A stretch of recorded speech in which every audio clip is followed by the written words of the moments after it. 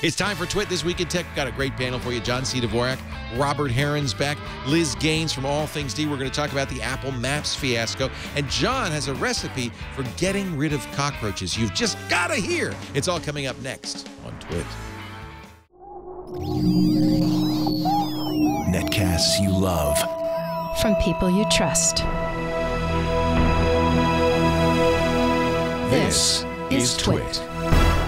Audio bandwidth for This Week in Tech is provided by the new Winamp for Android, featuring wireless sync and one-click iTunes import. Now with free daily music downloads and full-length CD listening parties. Download it for free at winamp.com/Android.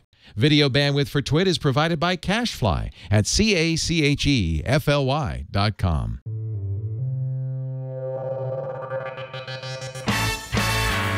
This is TWiT, This Week in Tech, episode 373, recorded September 30th, 2012. A View to Die For. This Week in Tech is brought to you by GoToMeeting with HD Faces from Citrix. All you need is a webcam and a click to turn your online meeting into a high-definition video conference. Meet with colleagues anywhere in the world, even from an iPad. Sign up for your 30-day free trial today. Visit GoToMeeting.com, click the Try It Free button, and use the promo code TWiT. And by Carbonite Online Backup. Automatic, continuous, unlimited backup for your computer files. Just $59 a year. Try it free at Carbonite.com. Use the offer code TWiT and get 2 bonus months with purchase. And by the new Squarespace. Squarespace introduces a new content management system, making it faster and easier to create a high-quality website or blog. Plus, more than 50 new features, including mobile responsive designs. For a free trial and 10% off your first purchase, visit squarespace.com and use the offer code TWiT9. And by Audible.com. Sign up for the Platinum Plan and get 2 free books. Go to audible.com/TWiT2. And don't forget to follow Audible on Twitter. User ID audible_com.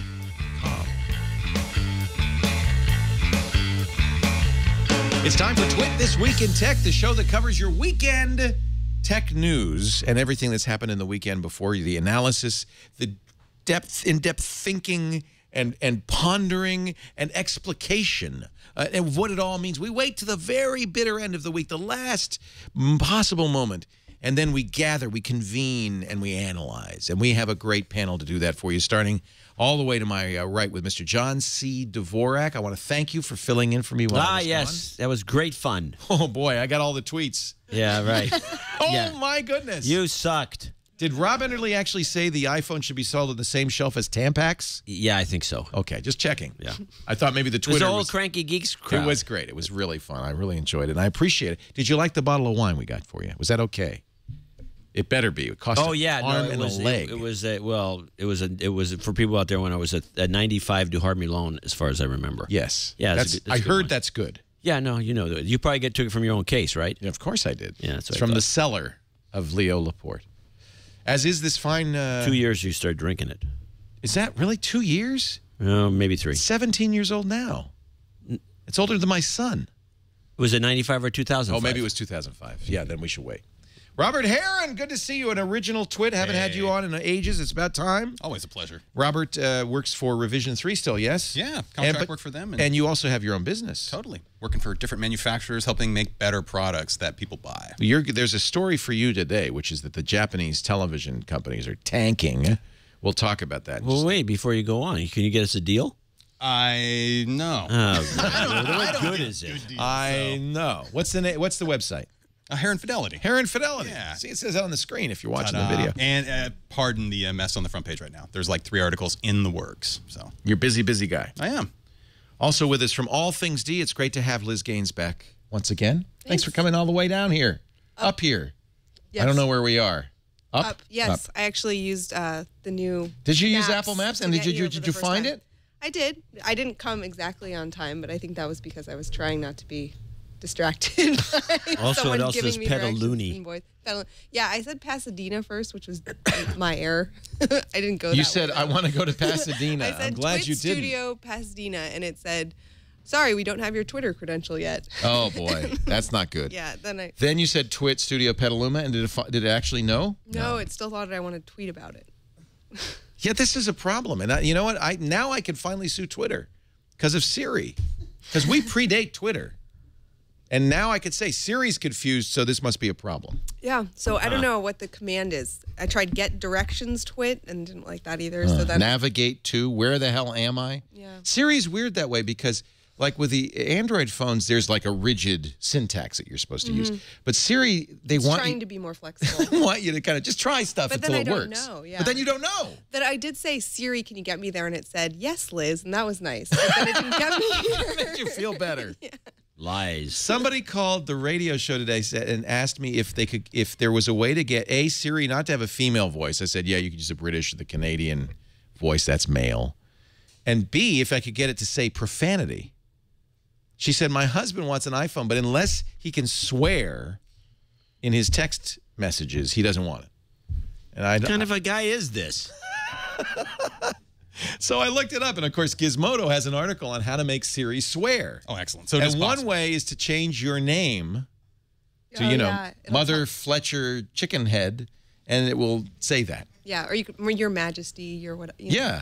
Yeah. So it just says feels Liz. kinda Huh? I'm nice. Yeah, disappointed. right. Well, I guess it logged into my Apple account. Oh, you see, you I gotta don't know. quickly I change did it the while big you upgrade can. today from 4 to 5, so Today you did it? I'd never had Siri before. Yeah. Oh. Yeah. How do you like her? It's good. Getting to like her, getting along? Yeah. I haven't scratched it yet. You got a case. I can't believe I you did, found a I got case. It that for in one advance. day. Yeah. He's bragging about not scratching it already. I know. So Apple's done something Technology I is think so is great. close to unprecedented. There may be another case of Apple apologizing. But, of course, anybody who's following tech news knows that the Apple Maps have disappointed some. Somebody sent me an email. I said last week that Apple Maps worked well in China, and I was saying that from an article that said it surprisingly works well because they got better data. And then somebody sent me an article that said, well, I live in Chongqing, and it's terrible. Yeah, it depends on the data. Yeah, it's data Depends on dependent. the source of the bogus information. And the other issue, of course, is that Apple has to match information from disparate sources, Yelp, TomTom, other data sources, and has to get it all together. And Google's got a lot of experience doing this. Does anybody remember, was Google Maps this bad when it came out? No. No. It was good out of the box. Yeah. They also invested early on in companies like the satellite imagery companies as well. And So they did Apple. bought those Apple up. bought 3 mapping companies a couple Google, of years Google ago. Maps And was they've on had the over web 3,000 before it was engineers working on this. phones. So it had a little more heritage. Yeah, yeah. I mean, I don't think people were using it for turn-by-turn directions when the first day it came out. Right. You know. Well, Tim Cook writes on the Apple website, to our customers at Apple, we strive to make... I should get the Tim Cook puppet. Where is it?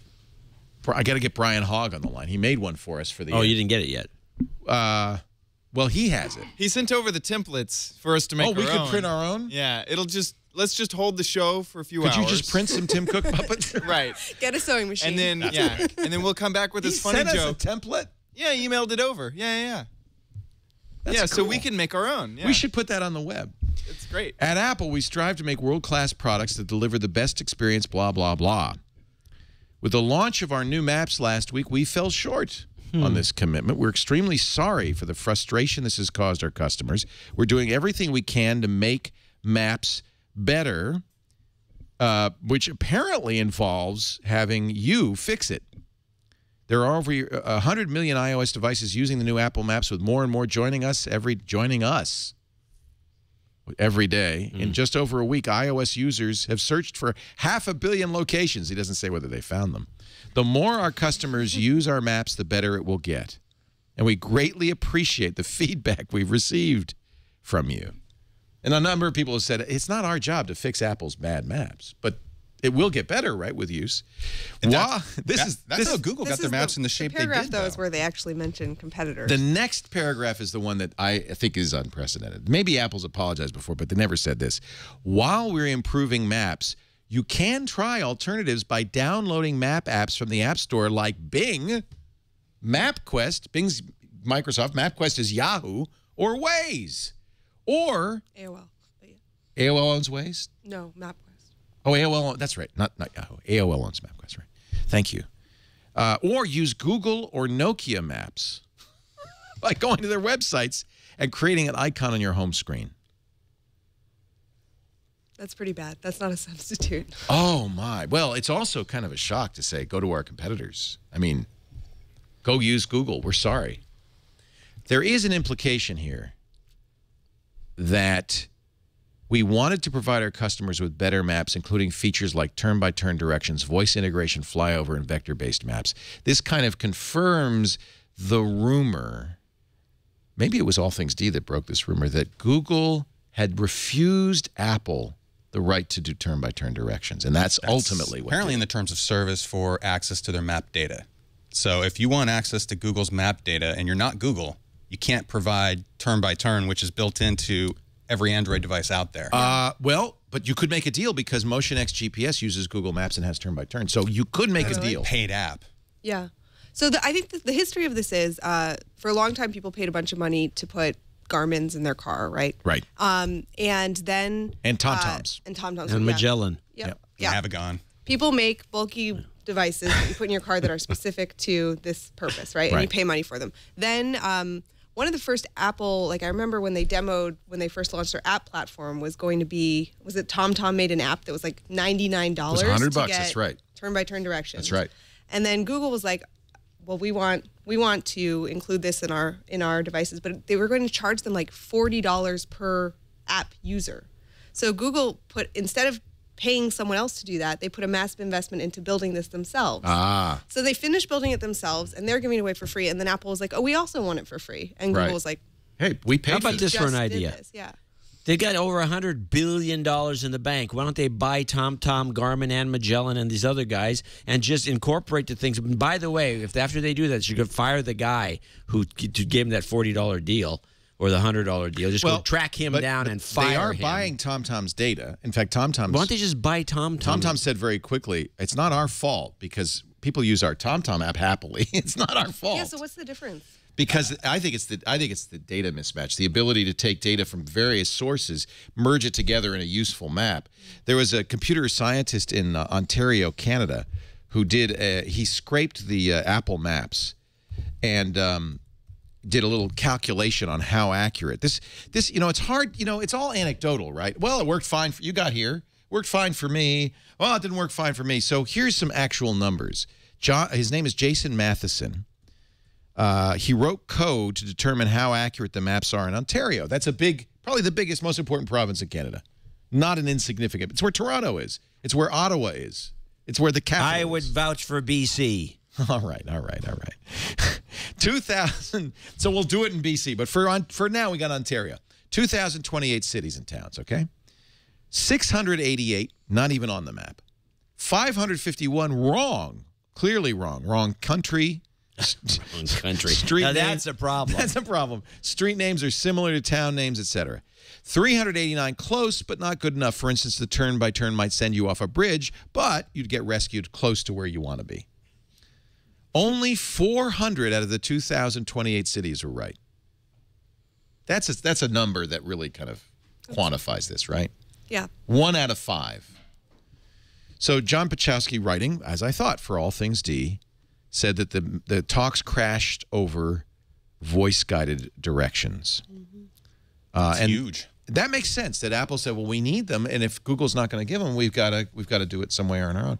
Now, you said something about them buying one of these Somebody companies, in the but chat. Nokia bought Was it Navtech? And Ericsson bought Telenav, or it might be vice versa. You got it right. Nokia's put $9 billion into maps, and it has good maps as a result. Yeah, who else is driving vehicles around with masks on them, photographing every street in the United States every and house. around the world, underwater, air views, and buildings? I've even understood that this building here that we sit in. 3,500 of the best You can engineers walk in the in world on work Street View. just on Yes. maps at Right. Google. Yeah. So, All right, so for the person Good in the luck chat competing room against who that. said that there was Garmin wouldn't sell, Garmin has no choice. It's a publicly traded company. They could have a hostile takeover. They could do, but no, they could do an offering and buy the company's net value, or the enterprise value, which is the real value, is $6.7 billion.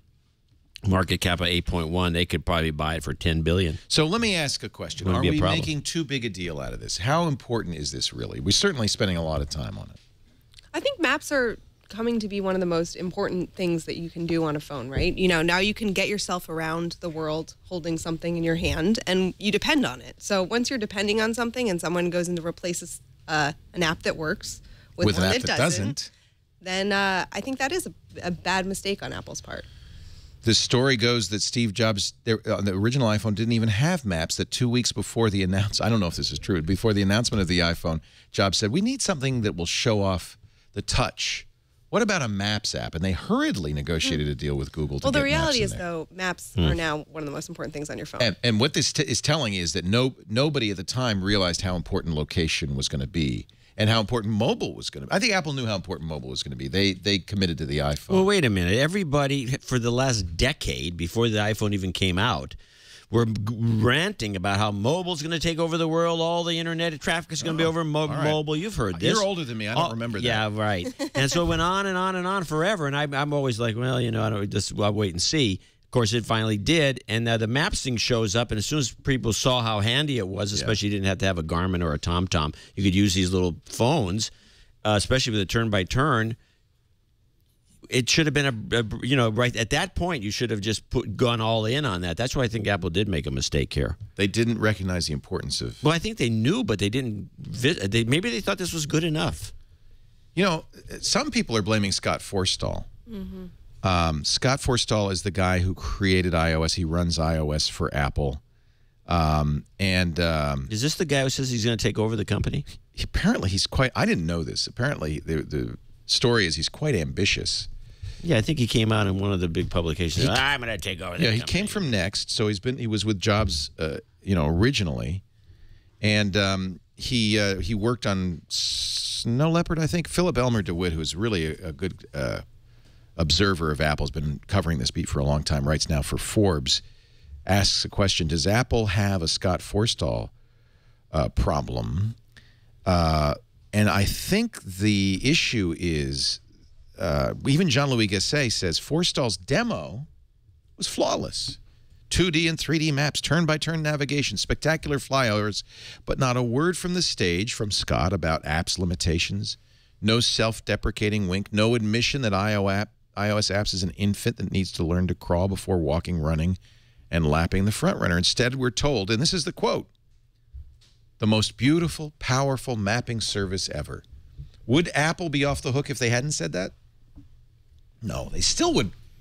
They still replaced a working service with a non-working service. It's the action, yeah. But I mean, they Siri and Maps both are iOS software projects that are not as good as advertised. Siri is another failure, and that's exactly. And also a Forstall project. But I don't know. I mean, I also hate iPhoto and iTunes. Like, those are software on the Mac, you know. It's right.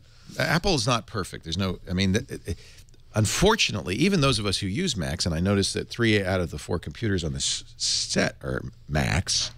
This I don't want to, go on. You're borrowing it. I understand. It's not your Mac. It's our Mac. But it's not that we hate Apple here. Certainly, we've used Macs a lot. I use iOS. But everybody who uses Macs has to recognize, except the absolute fanboys, that there are lots of mistakes. iTunes is horrible. We're waiting for this update.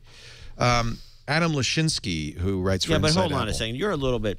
You're a little bit bigoted on this whole topic. I am a bastion of objectivity and non-bigotedness. You've been blackballed. I have been blackballed from Apple events.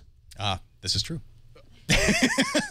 Piling on, Robert Heron. I expected more from you. But I've never heard the answer as to why. Oh, I know why. It's not. But that's not the issue. All right. I don't mind. I mean, frankly, I wouldn't go to the events anyway. In fact, it's very possible. No, it's very possible that one of the reasons Apple doesn't invite me is that I stopped going to events even after invitations because it's easier for us to cover it here. If I'm in the event, we can't actually cover them. So we do what we've been doing for the last 4 years is covering the events from here live. So are you blacklisted or not? I am blacklisted, but I don't. But it may be because blacklisted is different than not invited. I don't know if I'm not invited. Well, does Apple tell you whether you're blacklisted? No. I do notice though that most of the people who end up working for us end up not getting invited. So that's called blacklisted. I think we might be blacklisted. The common thinking is that it was because during the original iPad announcement, I took my laptop, turned it around, and faced it to the screen and streamed the announcement to our network. And garnering the largest audience we've ever had on the network, well over 180,000 live views, because nobody was streaming this. When was that? That was January of, when was it, 2009, 2010? What, for the first phone? Yeah, the first iPad. Oh, that first iPad. And I wasn't invited subsequently, but You didn't think much of it. it's fine with me, and it certainly doesn't mean that I have an axe to grind. I'm just saying that you should. Never took it that way. Yeah. They don't, and as somebody said, pointing out this, true that sometimes I would be invited, sometimes not. And it's mysterious are the ways of Apple. No one knows why people get invited or not invited to an Apple You weren't event. cheering Certainly, enough. That's a minor thing. I do think, though, I always get in trouble. Here we go. Well, they gave iPhone 5s. Now, I understand they're going to give it in advance. They give them a week in Yeah, advance. you don't get them in advance. Well, you I have don't care to go, about that. You have I to go, buy it. you go buy yours. I bought it. I got it on Friday that's like everybody that's else. very proper. That's proper. I agree. Yeah, I would never do that. But Even Woz does that. But David, even was. Woz is worth. Okay, go on. He could call somebody and say, "Hey, can you give me a couple iPhones?" Yeah, he could. I don't know why. In he fact, doesn't. I guarantee you, he gets them, but he doesn't. He still waits in line because he likes to be with people. He just likes to hang He out. loves people. We love that about him. He's the Woz. Although I don't know why he apparently wants to get Australian citizenship. That's a little strange. Oh, really? This is news to me. I'll ask Gina about it. He says She'll because of know. the national broadband network in Australia. By the way, I've been to Australia, has crappy internet service. He's going for the internet. By the way, I think Korea does too. If you ever really hang out there, yeah, I think it's They're a mix. notorious for the best. Yeah, I guess in spots they have a fantastic internet, but just the average hotel room and the rest is mediocre.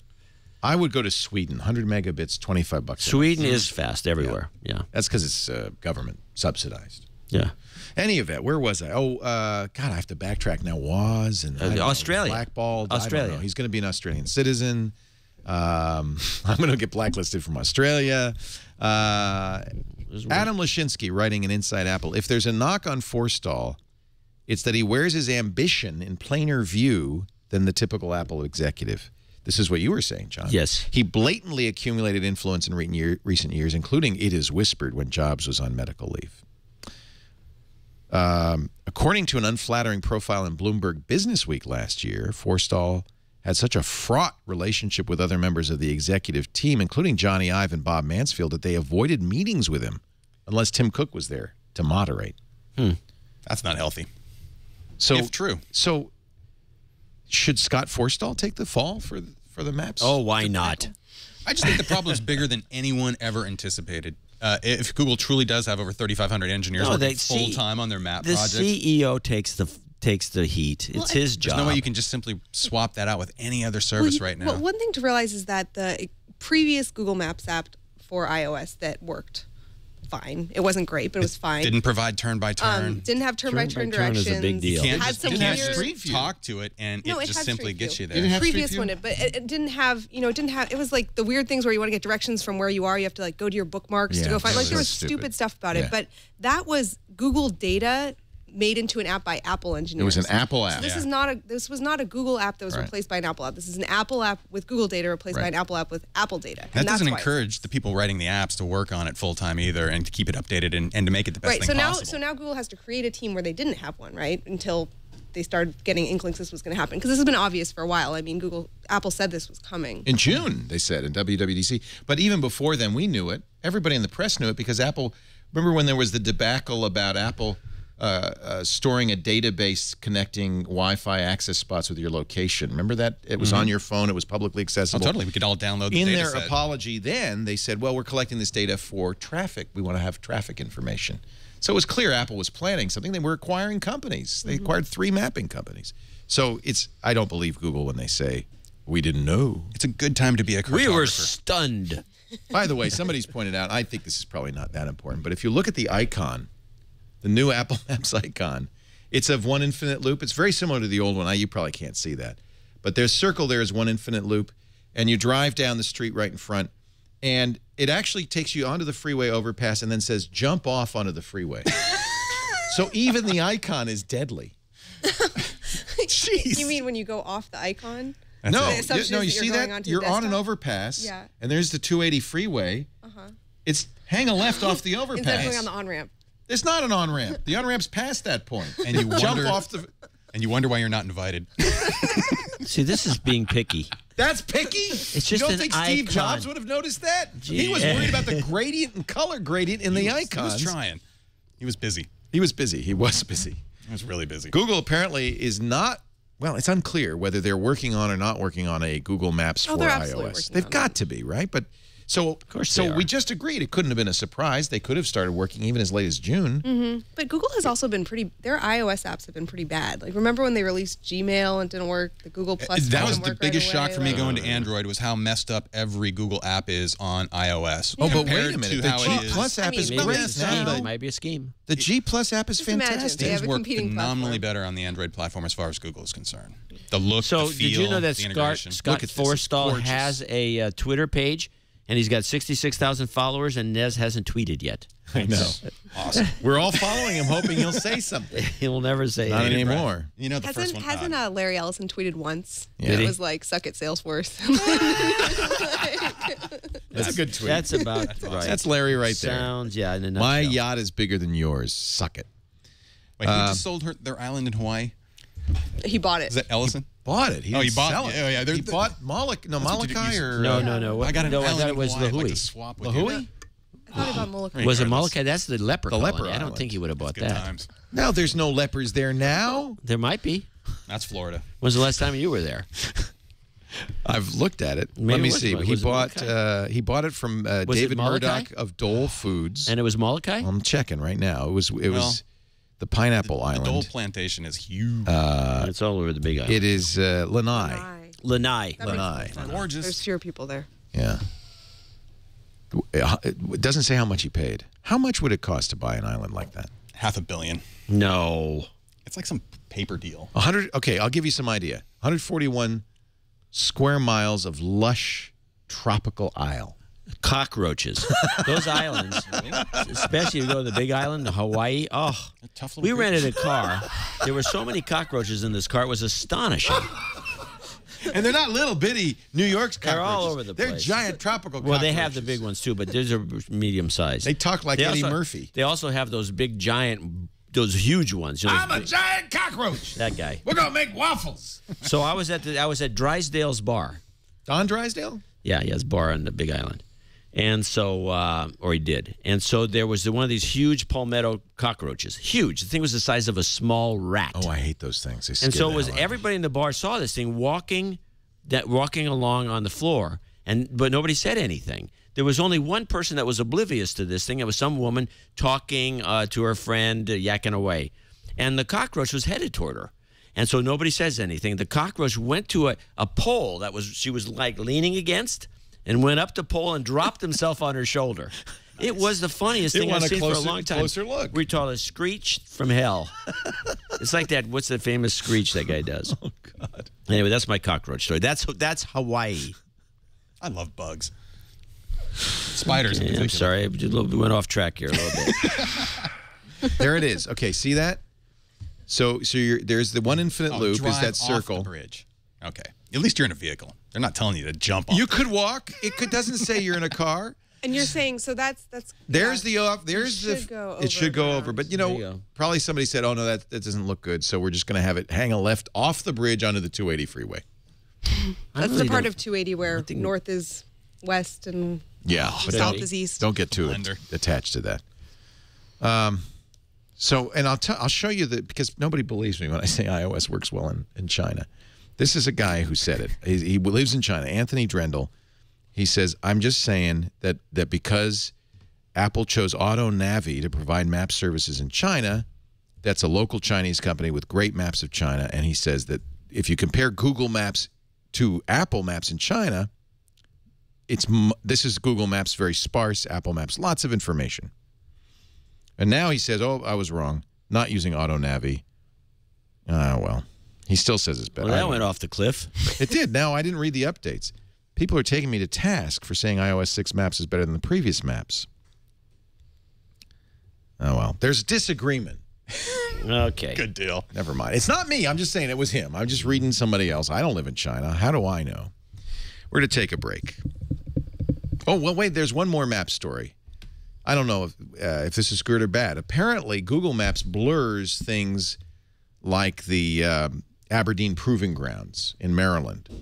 Because you know they blur faces. They also blur license plates. but they blur top secret government installations. Well, probably at the request of the government. Good news, Apple doesn't. So there is one fantastic. thing That's where if you're a spy, an agent, you might want to use the Apple Maps. They just seem a little bit better. In fact, Turkey's a little upset.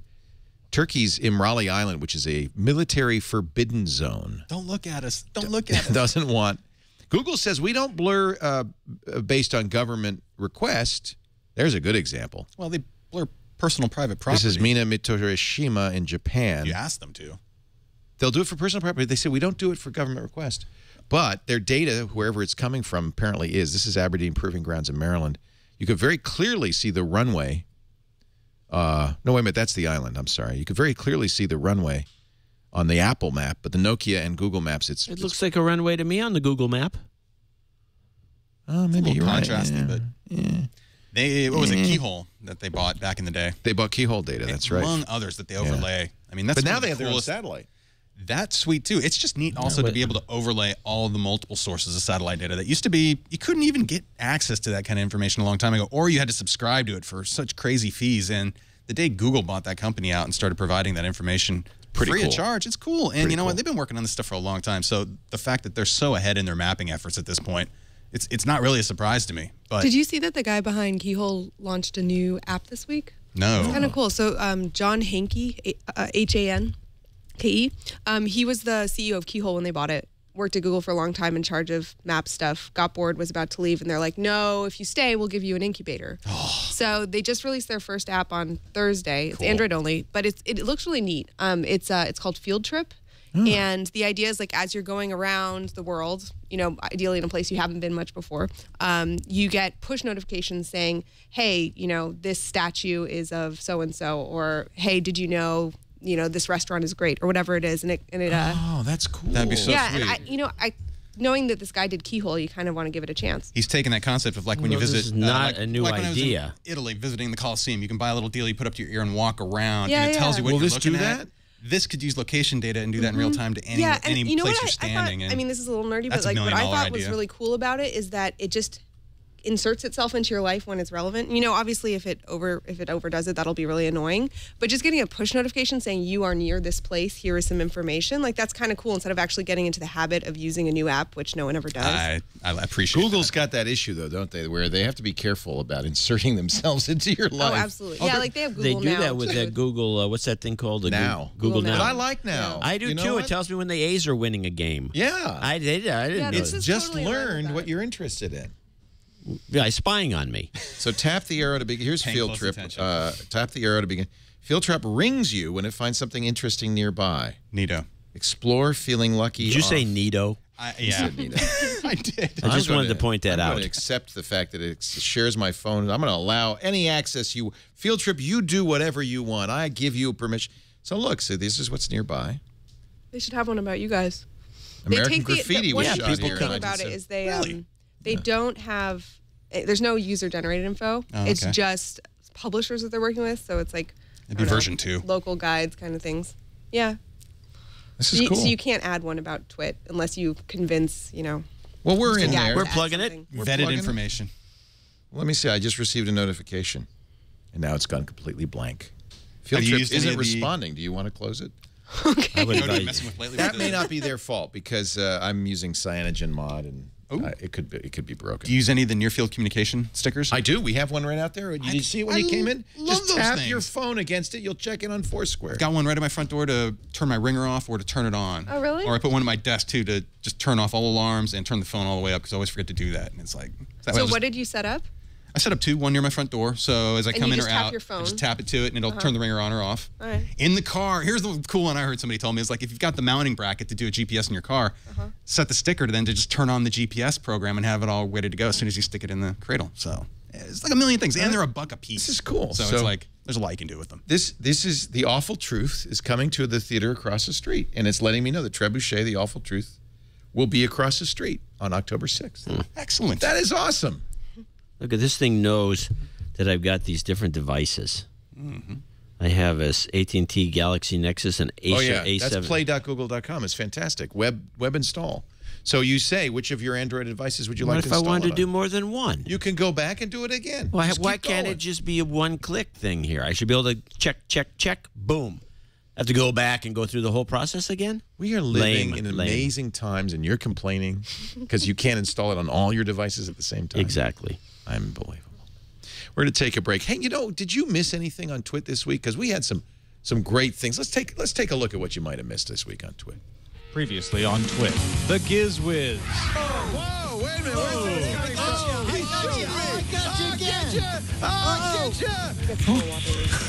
High quality. You want some of me? Yeah. Turn up the... Ham Nation.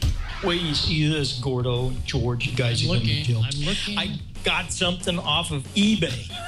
And you're going to say, what? Windows Weekly. I get twitchy when I see people taking a photo with an iPad.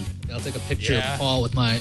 Let's see if he gets twitchy. Is he getting twitchy? Let's see. I'm seeing. There's the twitchy. Home Theater Geek. A lot of people, not calibrators, but end users might say, oh, I'll just make these adjustments to the CMS and the grayscale and everything. I'll just make those adjustments by eye, which I always say, don't do it. The Tech Guy. The iPhone 5 is just another phone. TWiT. That's the quote. Now in living color. And you wonder.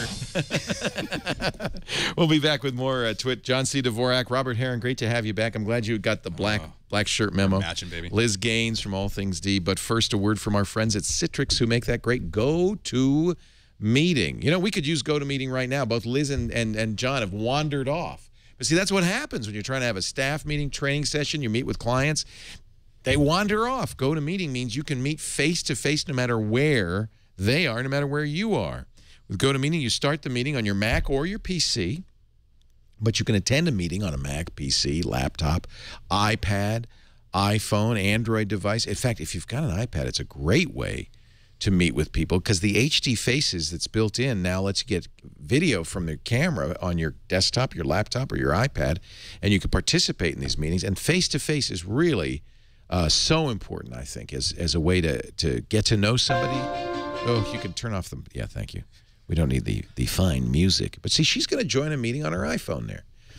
But I love it when you got the iPad because you can actually see the other person, body language, facial expressions. When you're pitching, when you're selling, when you're training, when you're meeting with somebody, your colleagues across the country, this is so fantastic. I want you to try it free for 30 days. Go to meeting.com. Click the orange Try It Free button and use the code TWIT, T-W-I-T, and you'll be using it. It's $49 a month for as many meetings as you want, as long as you want, but your first month is absolutely free. Give it a try. You can cancel it anytime. You don't have to stay a member, but I think you will like this. Show your boss, your clients, your colleagues. Go to meeting.com. Take those meetings with you wherever you go. And I'll vouch for the video. It's amazing. Amazing quality. Did you find something exciting, John C. Dvorak? Oh, you got our little beer muff. Well, that's a Pellegrino muff. Nice. Pellegrino warmer. Styling, baby. We keep Pellegrino in-house just for you. This is something that hipsters would go for. What's that? A Pellegrino warmer? Sort of thing. Yeah. It's got my name embroidered on it and the TWiT logo. Well, for any of the hipster names. It looks like a golf club warmer. It does. Yeah. Looks like a mic koozie or something. Yeah, I don't know what it is, really. Well, sure. We have stuff around here. I don't even know what it does. It's a cleaner for your iPad. What? Is that what it's supposed to be? You're supposed to wipe down your put little your four iPad fingers mitt. in there and then mink. It's a mink. Hello. See, we do have the Tim Cook puppet. Not a hipster. Not a hipster. All right, this is in. Speaking of hipsters, Neil Young, he joined Twitter, and everybody got mad because it was obviously not Neil Young on Twitter. Oh. But the reason he joined, he's starting a new music service called Pono. Pono. For people to get pawned? It's, well, Neil Young has been, to his credit, complaining about audio, compressed audio, MP3. He says, kids today, they can't hear because they're... What, are you like the old man again on the Family Guy? Talking about the kid guy talking about it. Hey, man, you're sounding like me now. Up on Sugar Mountain. Anyway. Disturbing. Neil, stereo old man. Neil has complained. You young people can't hear. Because people, it's true. Robert, look, you're the audio hi-fi I try guy. to be. Yeah.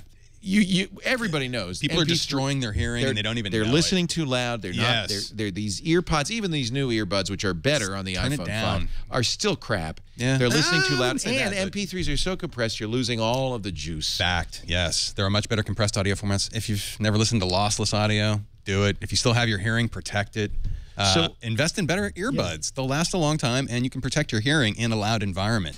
So you might be interested in this Pono, or Pono, or whatever it is. Beginning next year, they're going to release a line of portable players. He was on Letterman and showed it, and it looks like a prism. It's ginormous, but maybe that's just a ginormous. Well, it's not. It's ginormous compared Only to an Rachel iPod. Maddow uses that word. It can't be much bigger than the new the iPad, iPod, Nano. excuse me. The Nano, you mean? Yeah, I think so. Or no, but it's going to be a music download service and digital to analog conversion technology.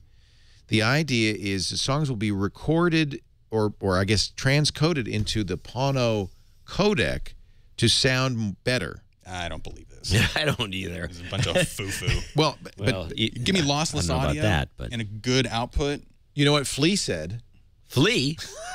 A musician. A lot of name dropping going on here. They should have every musician have their hearing tested so you can know You're right. where they're at in life. He might not. He may be deaf as a dog. He's one of my DJ DJ friends. You got to scream at, Yeah. and they're like, "What?"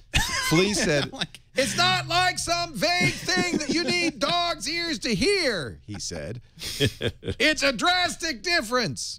You're wearing appropriate ear protection, though. I am wearing Ultimate Ears in ear, and In-ear. and they're turned down a little bit low and all that. Pono's preservation of the fuller analog sound already has, this is according to Rolling Stone magazine, the ear of the big three record labels, Warner Music Group, Universal Music Group, and Sony, all will be converting their titles to Pono form. Warner Music Group has converted 8,000 album titles to 192 kilohertz 24-bit sound. That's the improvement then, because That's huge. That exceeds CD by lots and lots. CD's of what, lots. 128 kilohertz? 16-bit sound. 1648 or 1644? 44.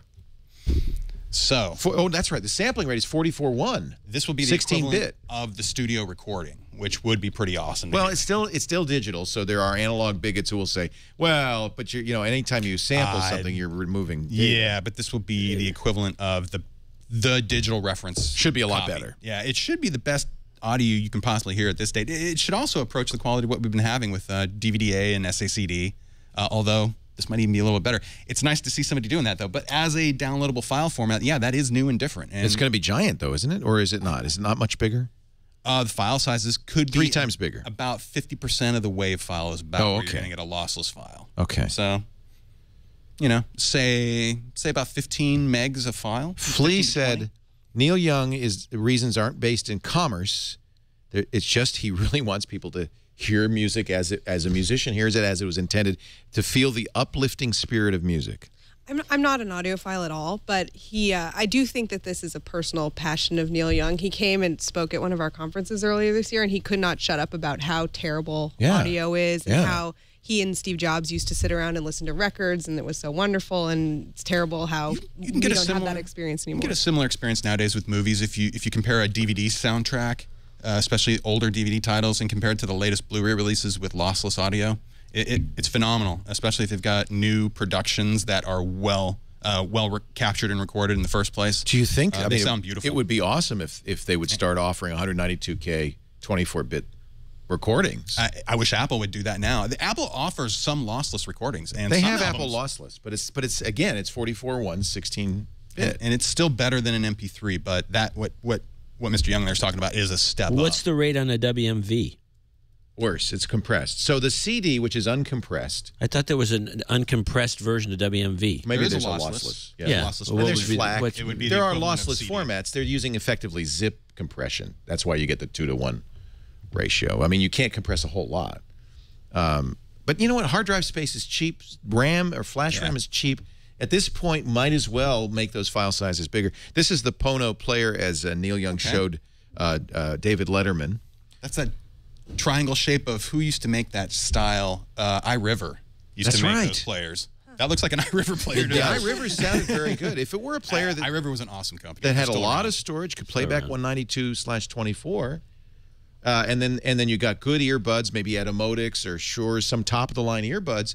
you might have actually a bigger. And you bigger carry that around, or you leave it in your living room? Carry it around, I guess. Very simple controls. I think so, because, I mean, look at the controls. It's obviously intended to be held. It's kind of ugly, though. There's 2 headphone sockets. I would agree with that. Oh, it's hideous. It's also orange. But the point is that it's the sound. You're getting it not for the gadget. Totally. It's the new format. And if you can get enough of the people who hold the content, the licenses of the content and the owners to go along with it. Well, he's got the record labels. He's got the big 3 involved. Warner, Universal, and Sony all agreed. It'd be great, too, if you could somehow incorporate new acts or new music artists who are trying to get music published. Something like that, too, as well, to bring new music into the format. The standard, apparently Neil Young has trademarked this name, Studio Quality Sound, SQS. I think this might be a good thing. It will probably be a small market, right, for people who really care about sound, but at least it offers an alternative. I predict a failure. Really? You think it just go away? That's just one of these things. Who needs it is the way I see it. I could see the format going forward. I would support people picking that up. But you're right. I mean, people don't buy stereos anymore. They buy home theater systems so they can watch movies. I mean, they get a stereo or something, but do people really? It's a specialty thing to buy a high-quality audio system. Right? Very rare nowadays. Some people, I have one, and people, what's this? What's the strange sounds coming from the? You have how many speakers? Do you have a turntable? Actually, I do, but I don't use it. Yeah. Oh. I actually hear the turntable. I have a real good micro Seiki, an old one that I used to transfer old stuff.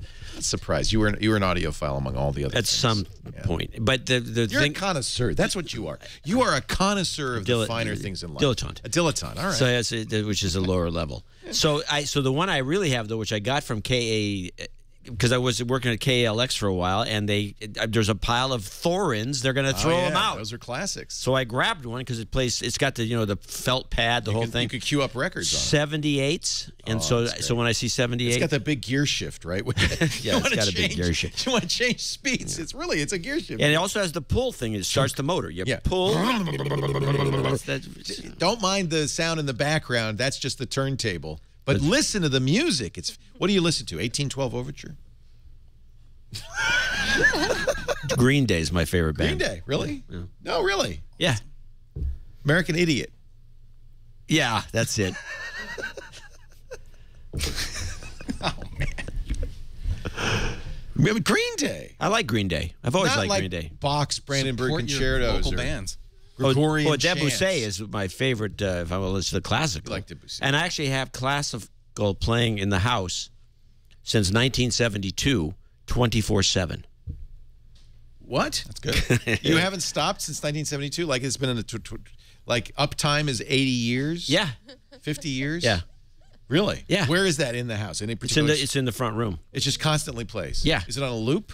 No, it's from the radio. So like it's our one classical radio station. And you just keep it on all the time? 24/7. There's no off switch? A big subwoofer and a really nice array of speakers. And you just always have it on, even in the middle of the night? Yes, it's on all the time. Morning? Yeah, you walk down, you got music. And it's actually kind of cool. The real thing that you should note, and when I started doing this, is that if you have a good subwoofer, and I got like a dual 15-inch Sherwin Vega. Big. No cockroaches.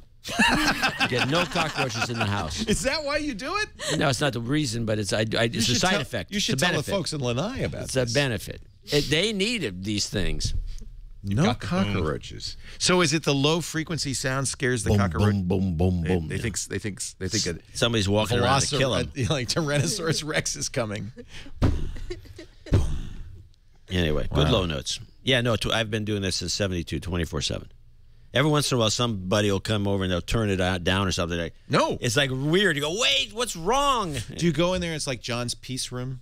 Like you go in there and you kind of zen out. You could go in there and read. It's a nice reading room. It's not like blasting. It's just playing. No. It's like a dentist's office. Just quietly playing in the background. Yes. But wait a minute, it's a radio station, so you get ads and announcements. No, there are local radio stations. Doesn't play any. They become a donation model. Oh, that's nice. Yeah. So it's like Pandora or something. Yeah, kind of. John C. Dvorak, he gets no spam and no household pests. Swamp Rat says that in the chat. Base the word. Swamp Rat's the man. Swamp Rat. So if you live in Poland, good news. You can get Jelly Bean on your Galaxy S3.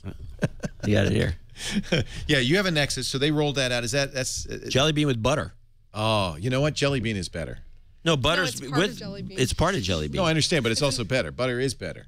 Butter's better. Butter's better. So is Jelly Bean. I like the Google Now. Don't you like the Google Now? Better Now? naming conventions over there. Butter's Dumb. good. What was It's it? totally dumb. Steve Jobs said it had a lickable interface in the early days of the Mac. So let's see here. Look, heavy traffic on 101, according to Google Now. It'll take me an hour and 55 minutes to get to Picasso Photos Stored. I don't know. What are you going there for? You were looking it up, weren't you? That's a Google search. Is that a place? But apparently it found a place, and it told me how long it's going to take. Is that just like Giants are looking losing up 5-4 in the photos? 8th inning. Yeah, But the Niners won 34-0. That was Yeah, you crazy. got all your stuff in there. 91 degrees in Petaluma. I love Google Now. I like it a lot, although it's intrusive. You know, I know it's spying on me. I was looking up something the other day, and that because I was going to go there, and then the next day it has it on the maps ready for me to go. Isn't that weird? I didn't even have to ask it. I was Given in permission to do that. Yeah, but you don't really think about it when you say, yeah, whatever. I do. I think about it very carefully. Hey, honey, can I borrow your phone? Edie's whorehouse. You know what I am bummed about, though? Since leaving iOS, Edie's though. whorehouse. Is that really what a whore madam He's got it would be bookmarked. named? It's a private establishment. They give you a key. I think you can actually search Siri for escort services. Yes. Where are escort services? Outside of Clark County, Nevada. No, I think actually this is a feature of it's thinking. For some reason, Siri lately has been really thoughtful. You mean slow? I found 15 escort services fairly close to you. There you go. None of these, by the way, are escort services. The Hideaway's a bar. Do you think there's a... It apparently thinks bars are escort services. Apparently, yeah. Well, it might know something we don't. Yeah, they might be right. Siri's smart. Facebook does not have 63. I was going to finish this. Jelly Bean is coming out on the Galaxy S3, but they started in Poland for some reason.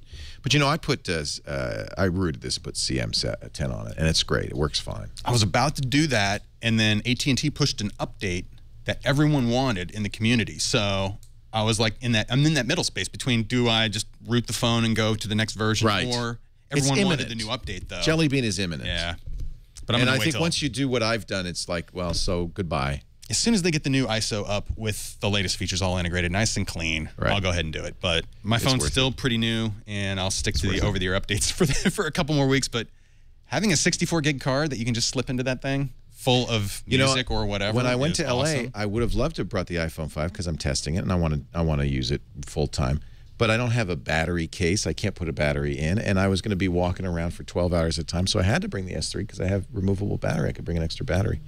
So, but there'll be a Mophie case for this eventually. I think it's funny because Apple makes these beautiful phones, and then everybody puts them in a case, so it doesn't matter. Look what you got in a spec case. You can't tell. It could be any phone. It's a tough phone. This is the best case ever, though. You love it? Yeah. Because it has your 'cause it driver's fits license in it. cards, so I that's don't have to cool. bring a bag that is- anywhere. That's your new purse. So when Yep. they steal that phone, they get everything. Yeah. I mean, well, yeah, but you try not to. Is the whole lose thing your about phone. demagging a card just not a concern? No, it hasn't been an issue. I had the same exact one for Cool. my last phone. It was I just always wonder about water. that. It's like I don't put my phone in my pocket with the other stuff. Well, so. I need No, cash it's a like bull. twice a week, That's what I figure. my This is- husband gets annoyed with me that I don't have cash on me, and then I move on. So, you have Always cash have in here cash. too? No, I don't. I don't carry it. So. But that's you the got only credit downside. cards and you have a driver's license. Yeah. This is from Spec. That and Spec my makes good keys. stuff. Yeah, I like yeah. Spec stuff. And they have a little store in downtown Palo Alto. Oh, So I nice. stop by. I have this is a Spec laptop case, I think. Isn't this? Aren't these Spec? Or no, this Those is are in Incipio. It's in case. It's Incipio. That's what it is. Incipio. All That's what right, I have never on my mind. phone. Make good stuff, Incipio? too. Never You know mind. what? Monoprice makes pretty damn good covers This for is a most nice phones card. for How under much- $5 a piece. This is a And nice I was product. shocked. Yeah. Spec. Spec I like. Oh. SPE. What is this? CK. Oh, I got it upside down. Oh, and you have an Incipio Yeah. rubber case on yours. It's got the hard outside with the rubbery soft inside. Like a, I don't know. Huh, candy it's bar. just like, yeah. It's like a Hershey's bar. Here you go. I've already dropped this thing a couple times, though, so I'm pretty happy I have this thing in a case. Like me. Thank you for hard not showing my outside, but a- driver's license. We just showed it said Cal. That's all it said. I No, don't no, put that's it. I fine. don't I need said to thank put. you for not. I don't put anything on this. You know, I carry it with my keys in my same pocket. Never gets scratched. That's because it's made of plastic. Gorilla Glass 2 on the front. It's Gorilla Glass. It's not plastic. The back's plastic. 3. Carbon fiber. Carbon fiber. No, it's not. It just looks like carbon fiber. It's plastic, I promise you. Is 5 million a lot of phones? Giga Ohm asks. That's how many iPhones that were sold in the first weekend. It's 1 million more than the 4S. It probably is constrained by supply. They probably could have sold more. Yes? I think so. So you can make a big frou-rah about the maps, but it's not slowing the sales down. Do you think it will?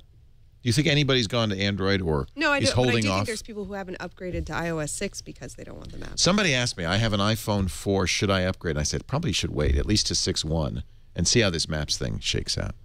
If you use maps, yeah, I guess you probably have been would. giving I the think same the advice. new phone is not really about the software. I mean, you can take panoramic photos. Woo! You know, it's more about the phone. Same as my app did like a couple years ago. So Yeah. it's cool though. I tried though, actually. Tried what? Taking a panoramic? No, that's a nice feature. It's a much faster phone. In fact, it's agreed by most that this is the fastest phone out there right now because of this custom. What does that even mean? Set. Well, if you look at the what are the Geekbench benchmarks and other benchmarks, it's clearly the fastest phone. Fastest for what? I went from the 4 making to phone calls. Texting. I had the original 4 was my first smartphone. How fast do you need for texting? Scrolling, go back and forth. No, you know where it's fast? Panoramas, things where you're really doing a lot of calculation. Actually, it is amazingly fast in the panorama. It's basically instant. Even on the old school third-party panorama apps, it's noticeable. How many panoramas have you taken with that phone? I took one, but it was faster. No, I have actually taken quite a few. It's faster for just faster. Would you? I would just drop it. It's faster, whatever that means. Well, it's really fast, but it's synthetic benchmarks. It's faster. And it's so light, there's almost like there's nothing in your hand. That's not true. No, I know, it's not true. I like glass and steel. It's a sweet design. It does feel like a fine Swiss watch. That's what Heron said. He said it felt like jewelry. Doesn't it? Doesn't it, though? I mean, it feels like it's well made. It feels like it's well made. I will agree with that. Chinese slaves worked extra hard on that one. Oh, it does feel well made. Well, you do feel like don't you feel just the slightest bit guilty about the Chinese slaves that is literally slave over this thing and jump out of the window? 70-hour weeks. The rest of it. It's contract work. It's little bevel it work. I think makes it kind of cool. Isn't that pretty? I feel like it is well made. I'm not used to it well, being it's definitely bigger, well though. designed. The It's Titan already is scratched. It's a little distorted. I mean, I'm like 3 hours. Got a into big this. gouge in the front. What?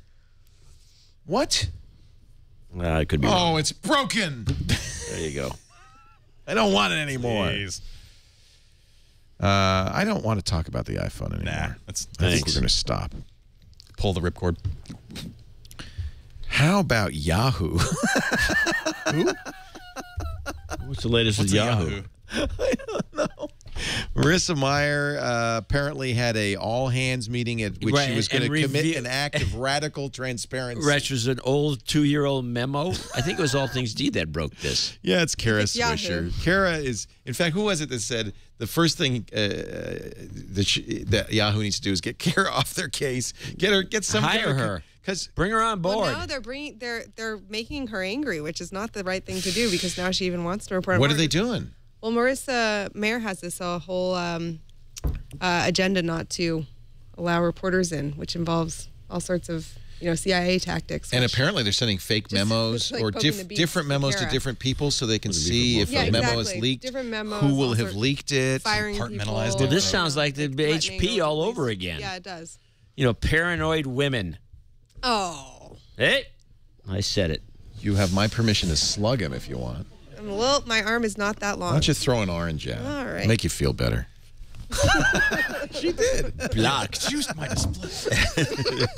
Food fight in the cafeteria. Special note to readers, Kara writes, I would, as usual, embed the entire memo below, but Yahoo's top execs, most especially newly installed General Counsel Ron, quote, leaks are uncool, end quote, Bell, have worked themselves into quite a lather over the issue of late. Apparently, according to numerous sources, the company is using all sorts of leak-catching tech tools.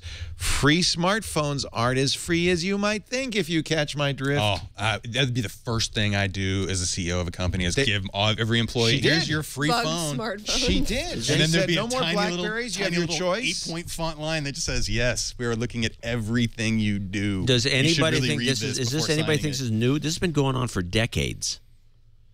She also says, I would advise turning the music up loud when whispering in the Sunnyvale HQ.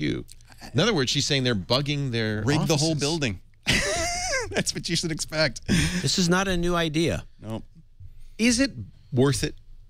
What, to spy on your employees? Yeah, to keep this, to enforce this kind of security. I could see Apple benefits from not letting product information leak out, but do you really want this kind of? No. I think I seems counterproductive. I don't think it's important. I think a lot of times the anticipation of new products, even though, and also there's very few companies, especially if they're at size, if they're big enough, don't have parallel development. And so you could have people giving out these mixed messages, and it makes no sense to the reporters. And, you get, wait a minute, this guy says he's going to do an 8-inch thing. This guy says 9 inches. I've seen it. It's 9 inches. No, I've seen it. It's 8 inches. Liars. Yeah. I thought it was interesting that like Apple is so committed to secrecy, right? And then they go and sue Samsung, and they're like, "Here's our secrets." Right. Like, I don't think they wanted to reveal those, but I think it was worth a few $billion. I guess was the cost of the court case. Yeah. Kara goes on to say, Meyer is. This is from the all hands meeting in the slide deck. Get ready. I'm ready for this one, John. Meyer is planning on doubling down on search. As well as Yahoo doesn't even have search anymore. They're using Bing. Yeah. Well, she's going to double down on it. It's going to be Bing Bing. Bing Bing. That's great. I think anytime someone says that ridiculous phrase "double down," you should take them literally. Bing Bing. Oh, Bing Bing. And advertising platforms, they're going to spend more money on both. Up for a refresh, email. I think that's true. Yahoo Mail is a missed opportunity. Look what Google's done with Gmail. It's been a very useful for them. Yeah, they took over the business. Yeah, and Yahoo Mail it's reasonable. The problem is now everybody uses it as their spam address, right? Don't you? Like, I have Gmail. I don't get spam. You don't get spam. No. But when you sign up for stuff, you don't give them your Gmail address. Sure. You do? Yeah. Well, good for you. I give them my regular email address, and I don't care because I don't get spam. I go through a filtering system. It works quite well.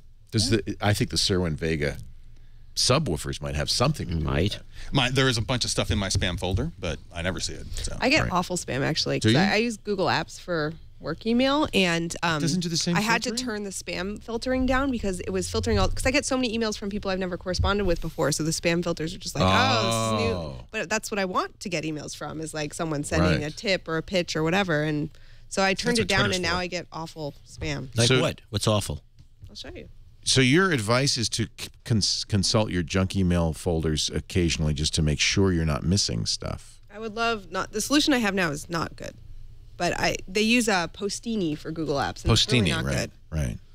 You have to log into this like 1992 interface to sort through your filtered mail, and I was just going to I use a hand. So somebody's asked in the chat room. Go to ctyme.com.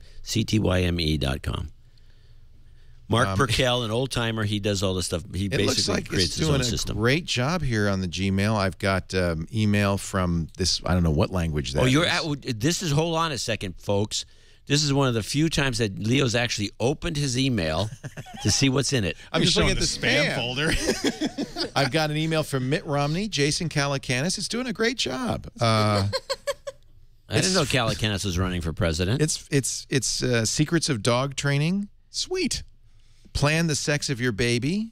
3 tricks to make coffee super healthy. It's already pretty healthy. Yeah. Quit putting stuff in it. And an email from Radio Shack. So I think it's doing free electronic cigarette. Nah. I shouldn't go in here. I get smoke the real thing. Do you ever get sucked into your spam? No. Time is precious, man. Well, actually, there's some Nigerian scams that always fascinate me. I like especially spam. The newer ones.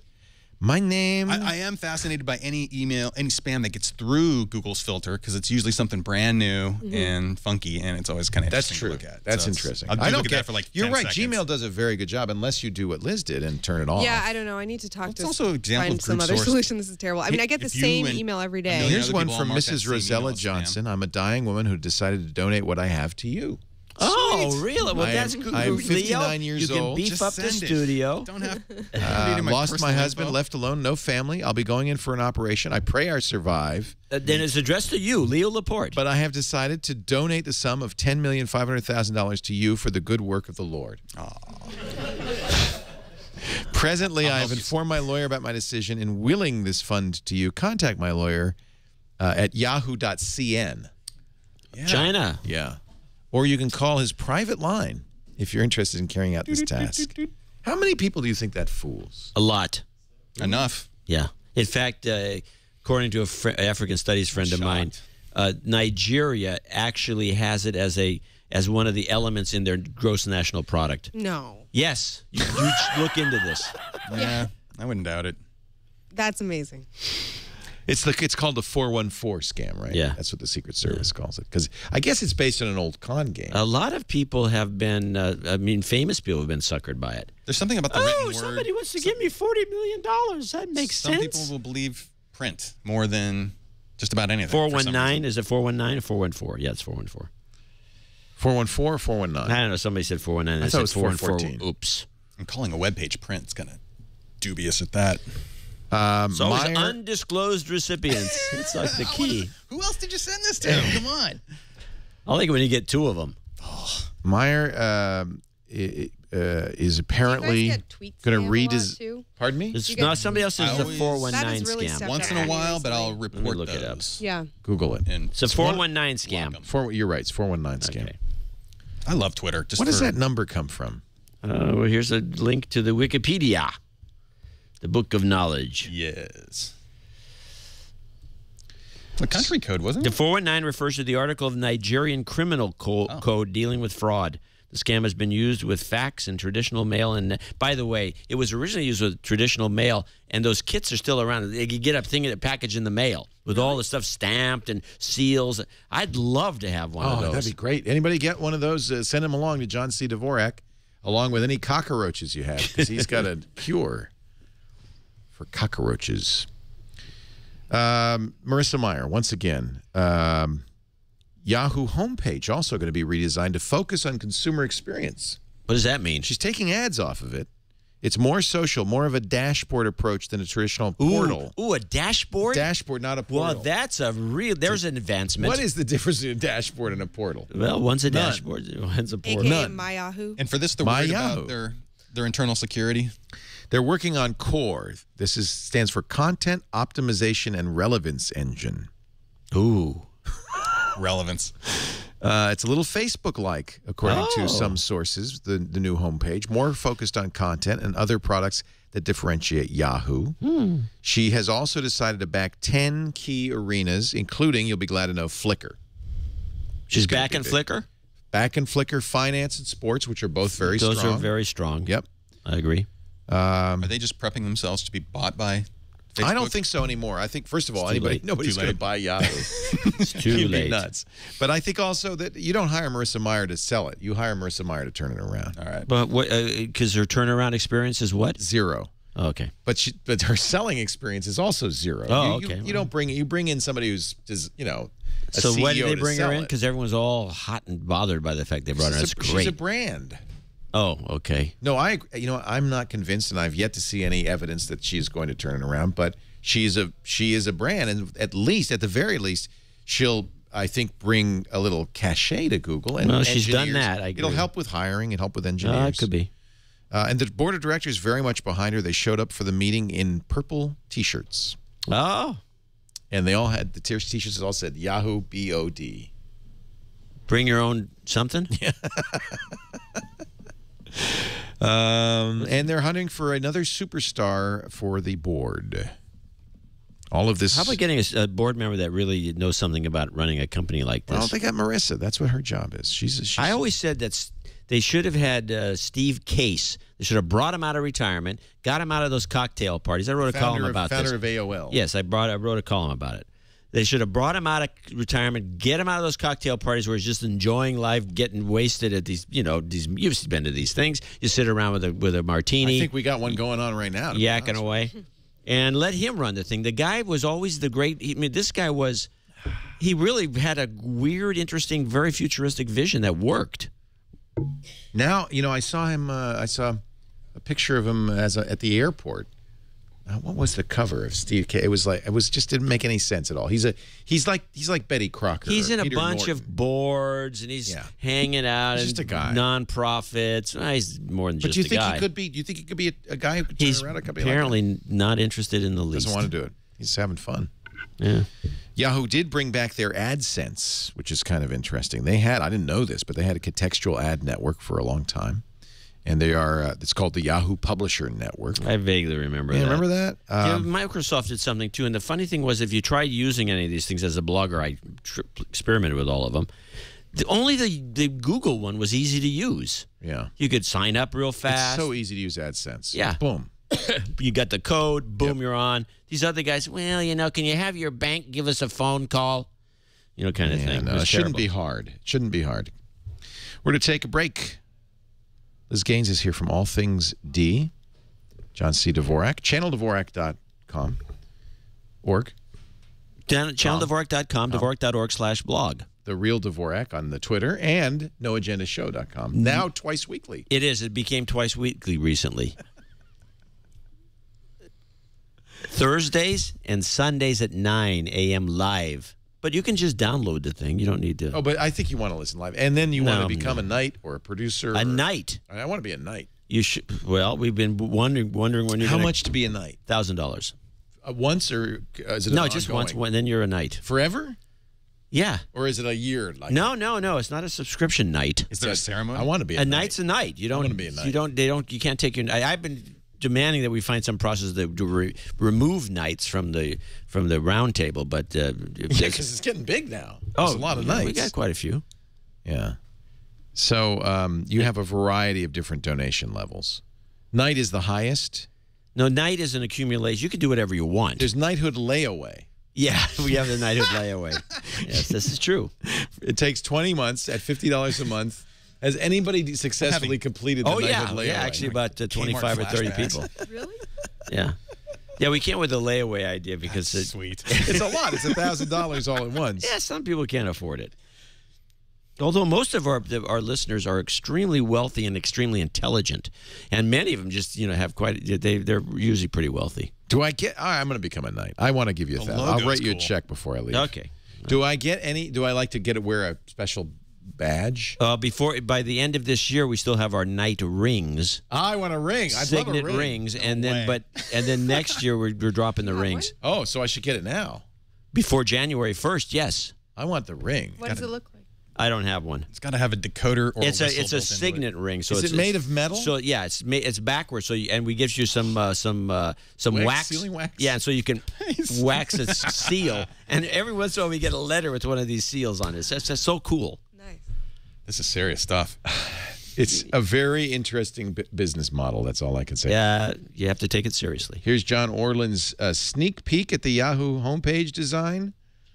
Let's see. It looks like. Oh, I'm not going to say.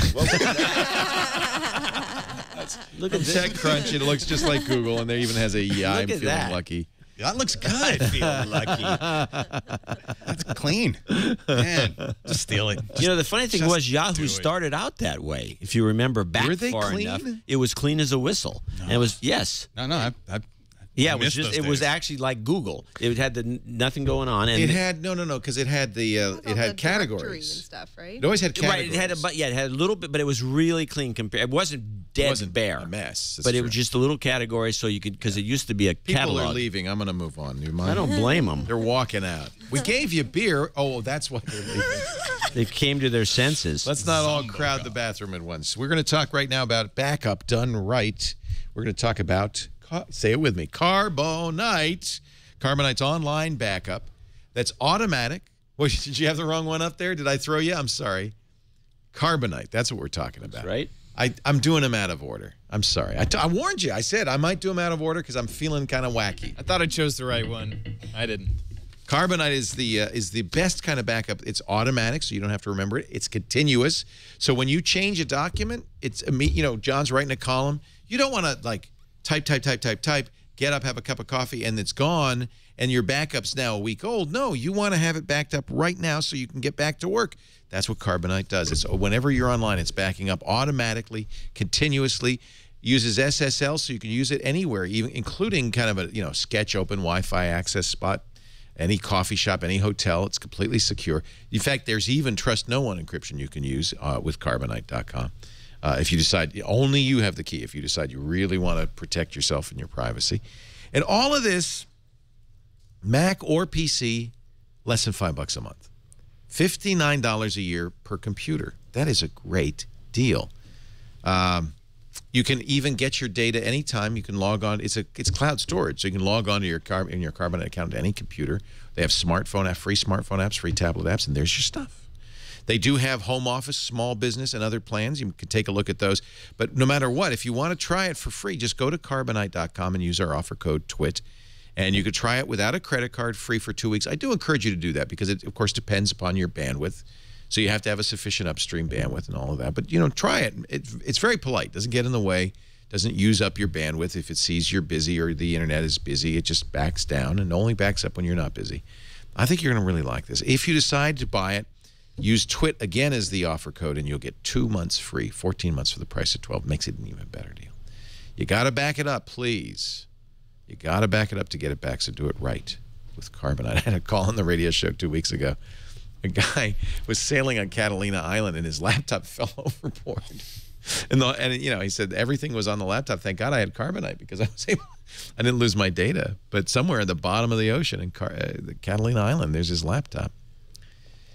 What are you doing these days, Robert Heron? Did you see this story about Japanese television companies? Well, Sharp is what kind of prompted all of this. Sharp is practically bankrupt. They were able to get a loan from Han Hai, from the company that makes a lot of Apple products in China. If you look at all of the major HDTV manufacturers, for the last few years, there are very few of them that actually make a profit on television. I was shocked to hear that. I can think of one company, and their profit margin was less than 2%. And that's not a very profitable industry. And if you look at how pricing goes in the retail channels, there is no profit to be had for the people selling the TVs either. So you have companies like, you know, take Best Buy, for example.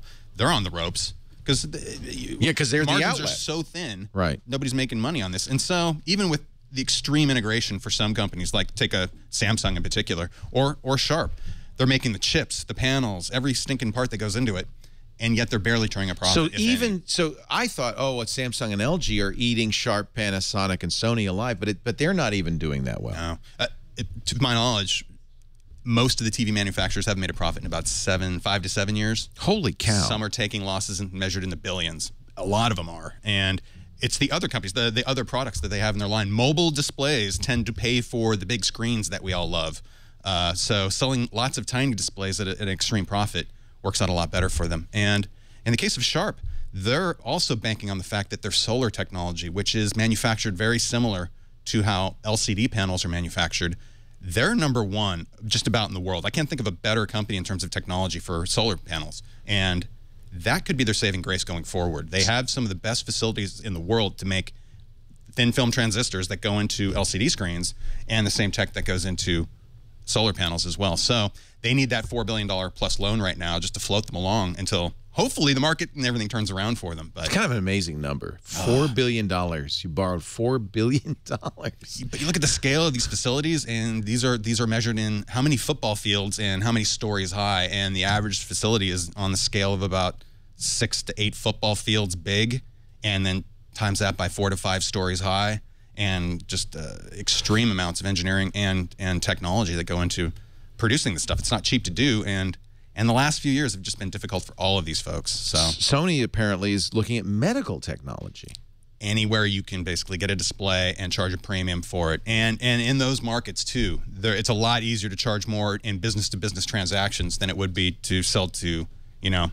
And who would the think consumers this? Who spend all their time looking for the best deal to begin with. Sony is talking to Olympus, asking them to take a $633 million stake in Sony. Sony is talking to Olympus saying, would you buy some of us? That's weird. So Robert, it's that the margins are low, or is it that we aren't buying the TVs? We are buying them, aren't we? We are, and the sales are continuing, but there is no profit to be had. So unless you are one of the biggest of the manufacturers. How could that happen? Why are they charging so little?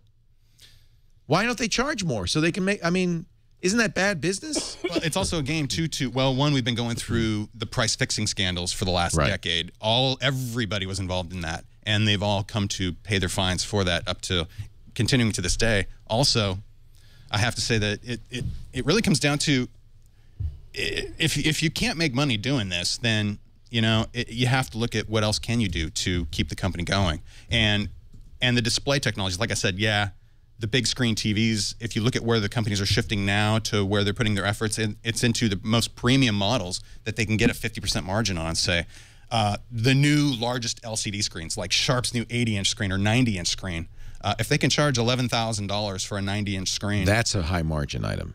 You're going to make a few bucks more than selling, say, 4 60-inch panels at barely making. Which would be why Sharp bought the Elite line and the Elite engineers from Panasonic, hoping that they could do a high margin product. Mostly, they bought that name more than the engineers, but they are the name is not enough. You got to have the technology. So Sony's buying Olympus. No, that's what it says here.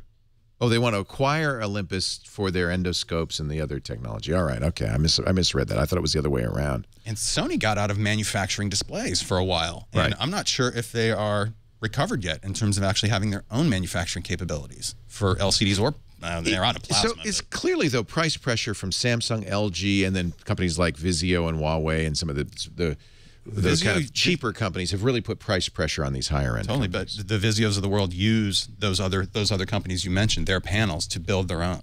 So, doesn't Samsung just basically own the business? Pretty much. They make the panels, and now they're moving into OLEDs. And people, it says in some of these articles, can't tell the difference between the slightly better Panasonic or Sharp or the Japanese displays compared to the Samsungs. So they buy the Samsung.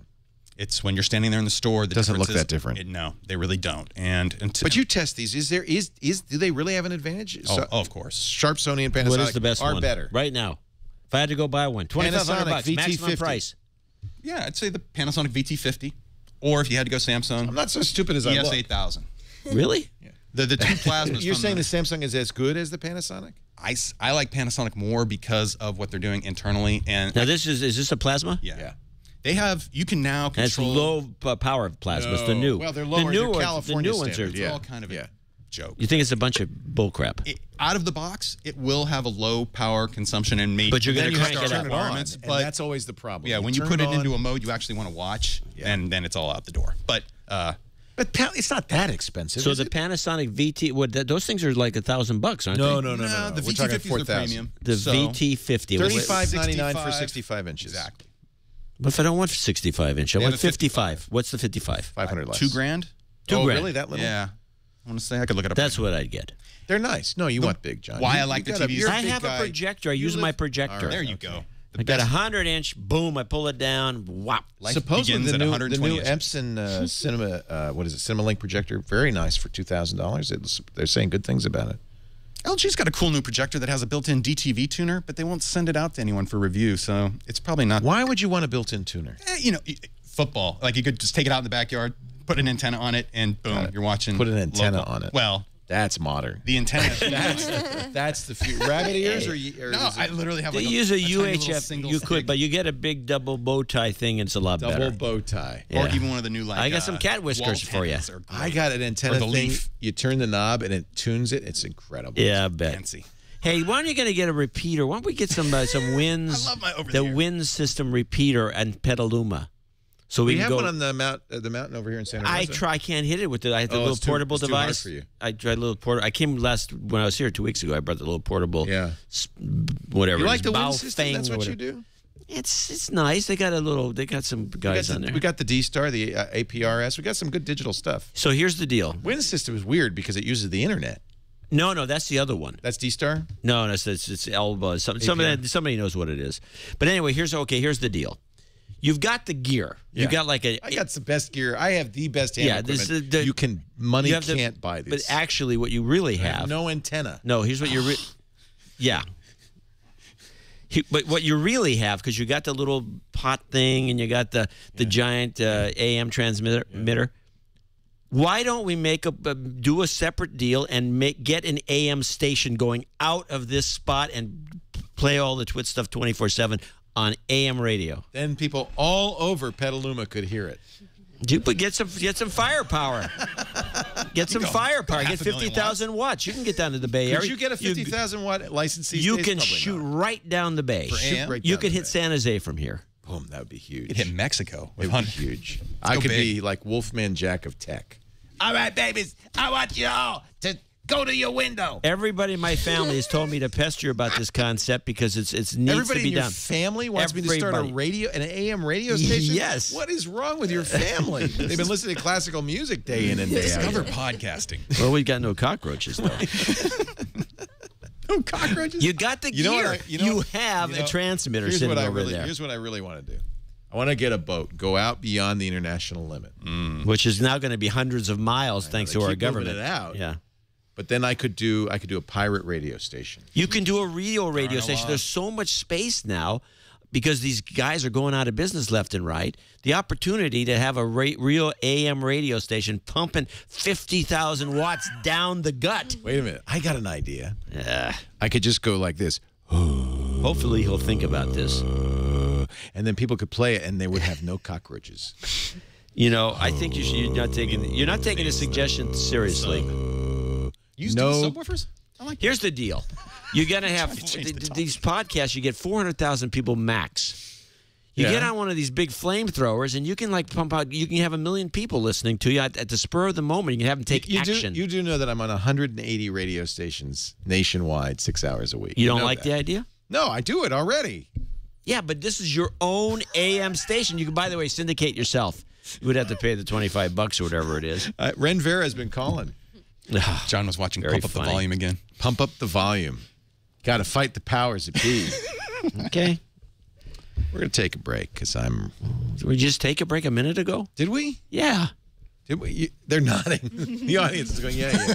You just took a break. All right, I'll move on. Facebook does not have 63.5 million active users in China. I just thought I'd let you know. Somebody said they did. I was completely buffaloed by that. Somebody said they did. A new report published this week suggests China is Twitter's largest global market and that Facebook has 63.5 million users despite both being blocked by the country's internet censorship system. Hey, now. According to information from Facebook and other sources, this is almost certainly wrong. It came from eMarketer. That's a well-respected, well-read source. Yeah. It does seem a little odd. Did you see one stat that I thought was interesting this week that you could read about on All Things D? Yes. By my fellow reporter Mike Isaac, was that Instagram actually had more daily usage than Twitter. In August, I think. Holy in cow. the U.S. You know, Trey Ratcliffe's been saying this, the great photographer. He's been saying this for a while, that we are becoming more nonverbal and more, that it's easier to communicate in a photograph than 140 characters. And I think it's true that we take pictures, and that really has become a real form, a medium of communication. Yeah. I mean, you don't have to think of something witty, you know? You just capture your surroundings and put a filter on it. Or you take a witty picture, and that speaks 1,000 words. I have a witty picture. I just took. Really? You don't even need to translate pictures. Let me see if I can find it. Every language. It speaks to everyone. Here's I posted this on Instagram. That's not it. My photos. Let me just see if I can find it here. I think this is a witty picture. What do you think? Let me show you the big version of it. Okay.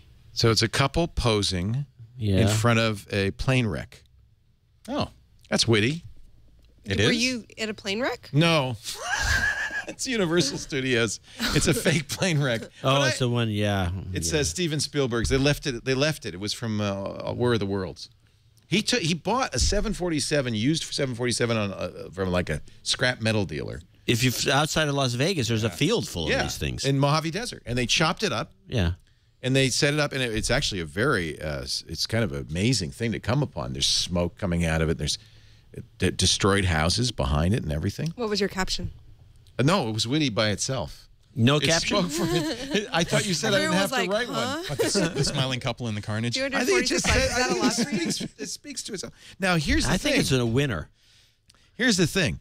There's people that live up here on the ridge overlooking this. Oh, this is just out in the open? Yes. This is their view. Oh, wonderful. Is a 747 wreck, and it's huge. It's like a couple of acres. Yeah. I would complain about this if I lived up there. Apparently, when they first set it up, pilots flying over it on the way to LAX would phone in, hey, we got a plane down. Someone in the chat room wants to know if you can see it on Google Maps. I'm sure you can. Of course. If somebody would send me the link, I will see. I wonder if you could see this couple posing. What about on Apple Maps? Are they frozen in time, this couple? Yeah. They're actually fake. Oh, okay, that makes more movie sense. magic that's happening right there. I probably should have gotten the permission of that couple before I posted this. That's a public place. Online. Google killing more things.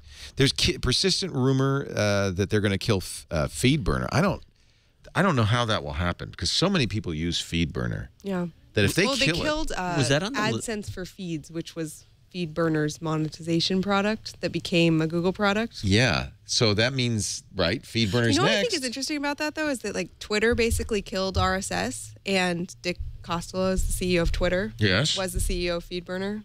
How Like, interesting. He's eating himself. He's eating himself. He's like Ouroboros. Ouroboros. How do you say that? Ouroboros. Ouroboros. Thank you. Is it? Yeah, the snake that eats itself. Oh. Ouroboros. Huh. Yummy. Google announced it's shuttering AdSense for feeds. That was so that you could put ads in your RSS feeds. We were talking about how easy AdSense was to use. That closes December 3rd. People keep waiting for the other shoe to drop. You think FeedBurner's really going to get shuttered? That doesn't make sense. Everybody thinks it's going to happen. Well, that would be they would get. I don't think they can do that.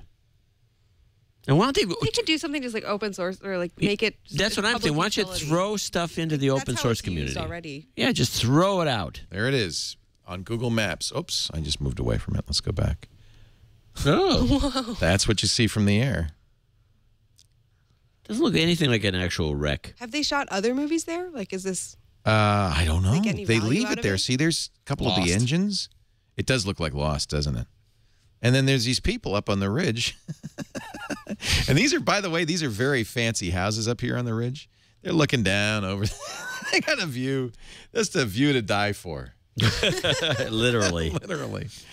What's that out your window? My God, there's a plane down. No, it's just Universal Studios. Have you heard the riddle about how there's people like 50 people dead in a cabin in the woods? What happened?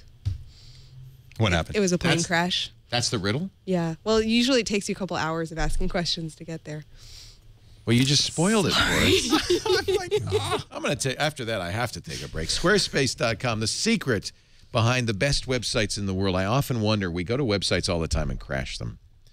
And I often wonder, why aren't they on the Squarespace? Because I tell you, it's just, you cannot bring up Squarespace. You cannot bring up Squarespace. You know, we have a website, the noagendashow.com. Is that on Squarespace? Yes, it's on Squarespace. All right, let's see if we can bring it down. Okay. There are thousands of people. I think we have a couple of thousand people in the chat room. There's probably 8,000 or 9,000 people watching. If all of you right now go to noagendashow.com, let's just, everybody go there. Let's see if we can bring the site down. Just pound it as hard as you can. Look at it. It's still snappy and fast. We got to, come on, people.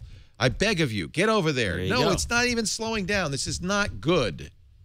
I mean, it's not good. It's it good. is good. It is good. Yeah. It's Squarespace. It's really good. What's the thing where you can see your live web traffic? Do you have that on? The You should live. bring it up. Oh, yeah. You have the I stats love for that. your site? Oh, yeah. What's Oh, the Chartbeat, you mean? Yeah. Chartbeat's Can you great. pull up your Chartbeat account? I don't have a Chartbeat account. Oh, John. What do I want a Chartbeat account for? It shows you how many people are on your site right at that moment. Oh, that would have been cool. Did you know that your site is automatically mobilized? They use responsive design, so you don't even have to worry about it. When you put images on there, it automatically generates 7 versions, one for each size, so that even from the smallest to the biggest screen, you'll get exactly, your people get exactly the same site. They'll know what they're going to get. Did you know that? Yeah. It's an amazing It's thing. astonishing, actually. You know, and Squarespace, I like the confidence of a company that says, just try it for free. I don't want a credit card. I don't want any personal information. Just go to squarespace.com, click the try it free button.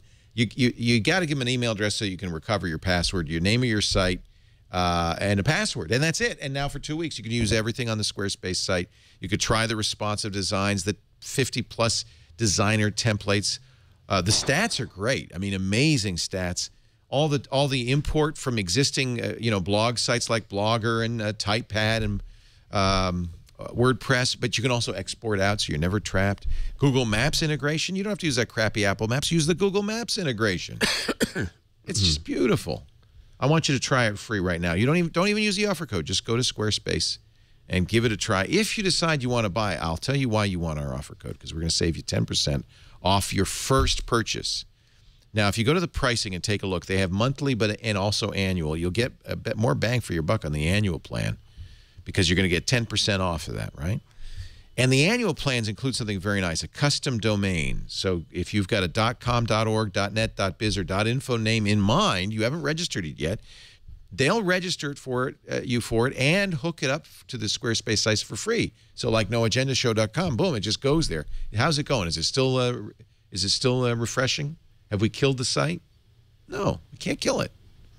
Can't kill it. It is. Look at that, snappy. You know why? Right now, we don't even know it, but the guys at Squarespace are flipping switches to put more bandwidth. More bandwidth. We need more bandwidth. Somebody's hitting the Dvorak site. Turn on the band. They just, the engineers go, they put more coal in the furnace. The turbines spin up. Hamsters. And it's just amazing. They never go down. $16 a month, and look what you get. Unlimited pages, unlimited bandwidth. I don't know anybody does this.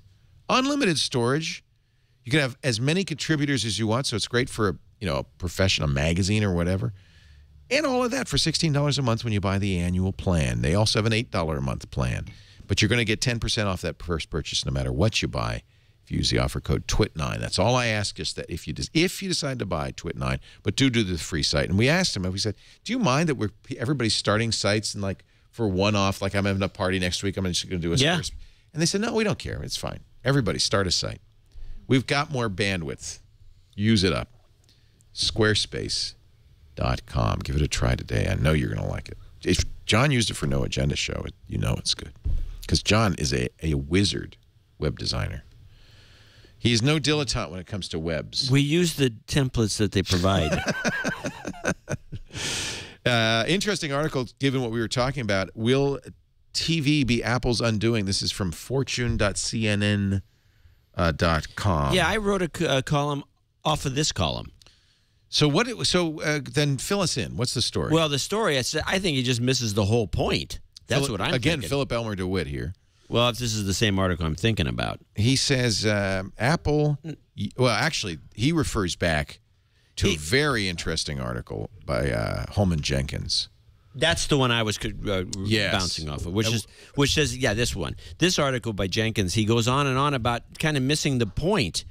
Well, God, I thought it was a very powerful article. So powerful article. What he claims, it seems to me, is that Apple's going to lose it because this is the iTunes model is not going to work with TV, and they're not going to do the deals, the content deals, and the video business is not like the music business. He says this in there. It's not like the music business that's failing.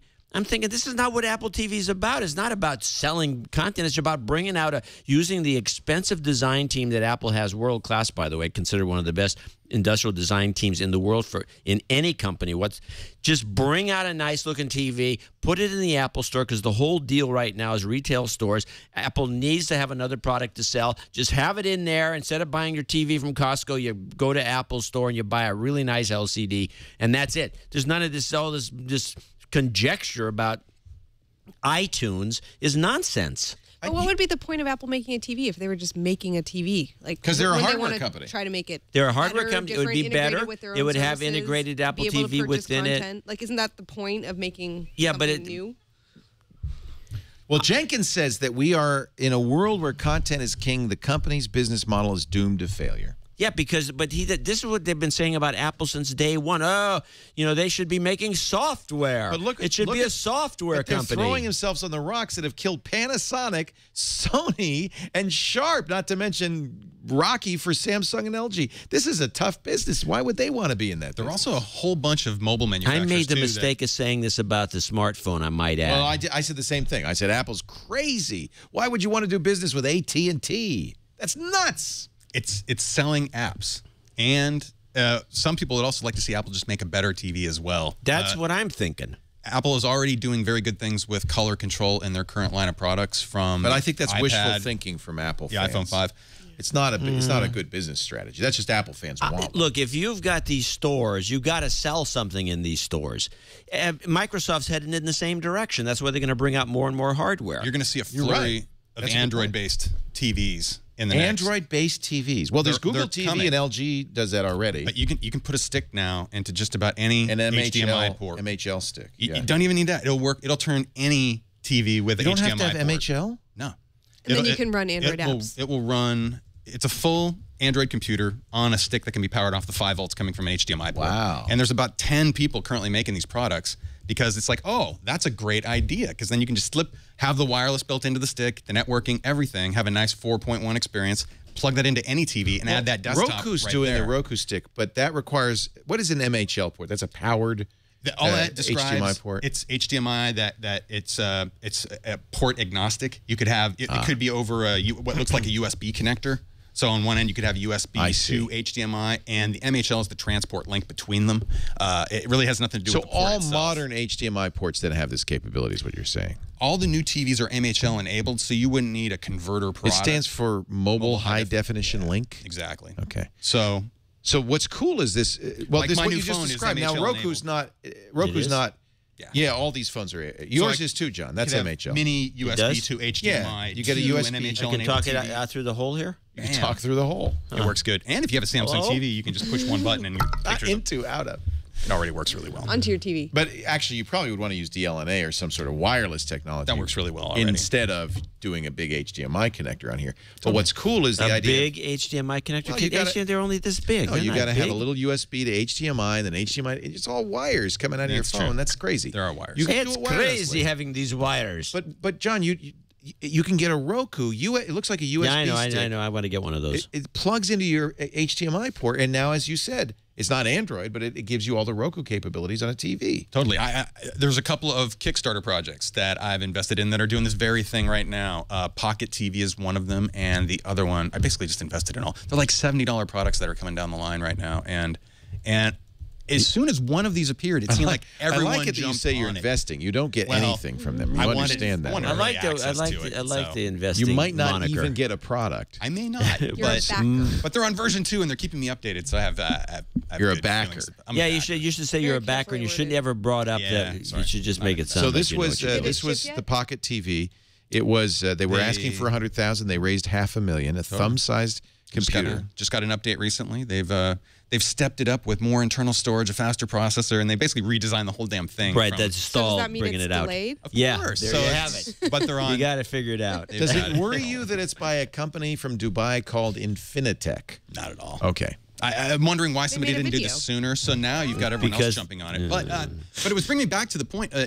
If you're going to have Android TVs, that's kind of a more Wild West environment for software and applications. And Apple iOS, wouldn't the do one that. thing it does well is I'll hand iOS to my mom. And you know what? I feel fairly safe giving her that environment to play in. There's not a lot that she can totally torch a system with. But you think you could you destroy a TV with malware?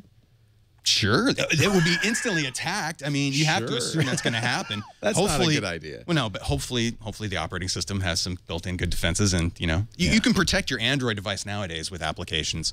Or if you don't open it up to rooting and all the other good stuff, you're saving yourself some. It is the potential thing pain. that bugs me about Apple TV. If we could just buy apps. Yeah. If I could just put HBO Go on an Apple TV. Well, I have a Roku. Of course you'll be and able to do you'll- that. And you can basically do that. It's just that no one has all the content yet, right? Because Right. Netflix the started App doing really Store. well, so then now. They pulled all the content from Netflix. But I would be fine with what I currently have now, just with everything, with all the content I could want. Right. But the system itself doesn't bother me. Like, I mean, typing with one of those remotes is terrible, but that's okay. Like, No, but then your Apple mobile device becomes your keyboard or the voice. That would You be could great. talk to Siri, That and would it's be just great. going to appear on But the it's- screen. I don't know. Maybe my Well, imagination isn't that voice great, but I'm control's close awesome. to what I would want. That kind of dopey round ball that. Q. Oh, yeah. Well, that's not happening The now dead at Q. all. Well, it's a good thing. I mean, we finally hooked the thing up. It doesn't do anything. But you can talk to it with your Android devices. You can type away. You can fight each other to control the music. Yeah, but it's just So Harmony. what does this mean for Apple TV? I guess it's kind of similar to the iPhone Android. You have to do it.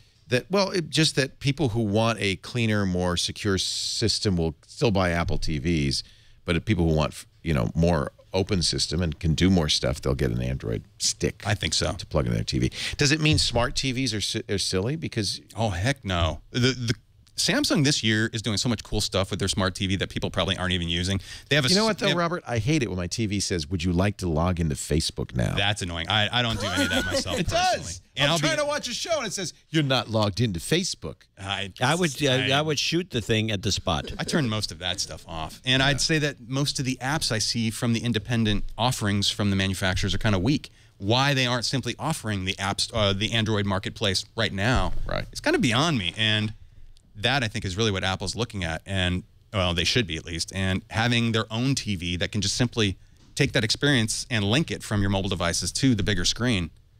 Awesome. I hope they make a projector. I do like this line. I bet you it'll be well calibrated and a really good quality display too, but it will be a premium product.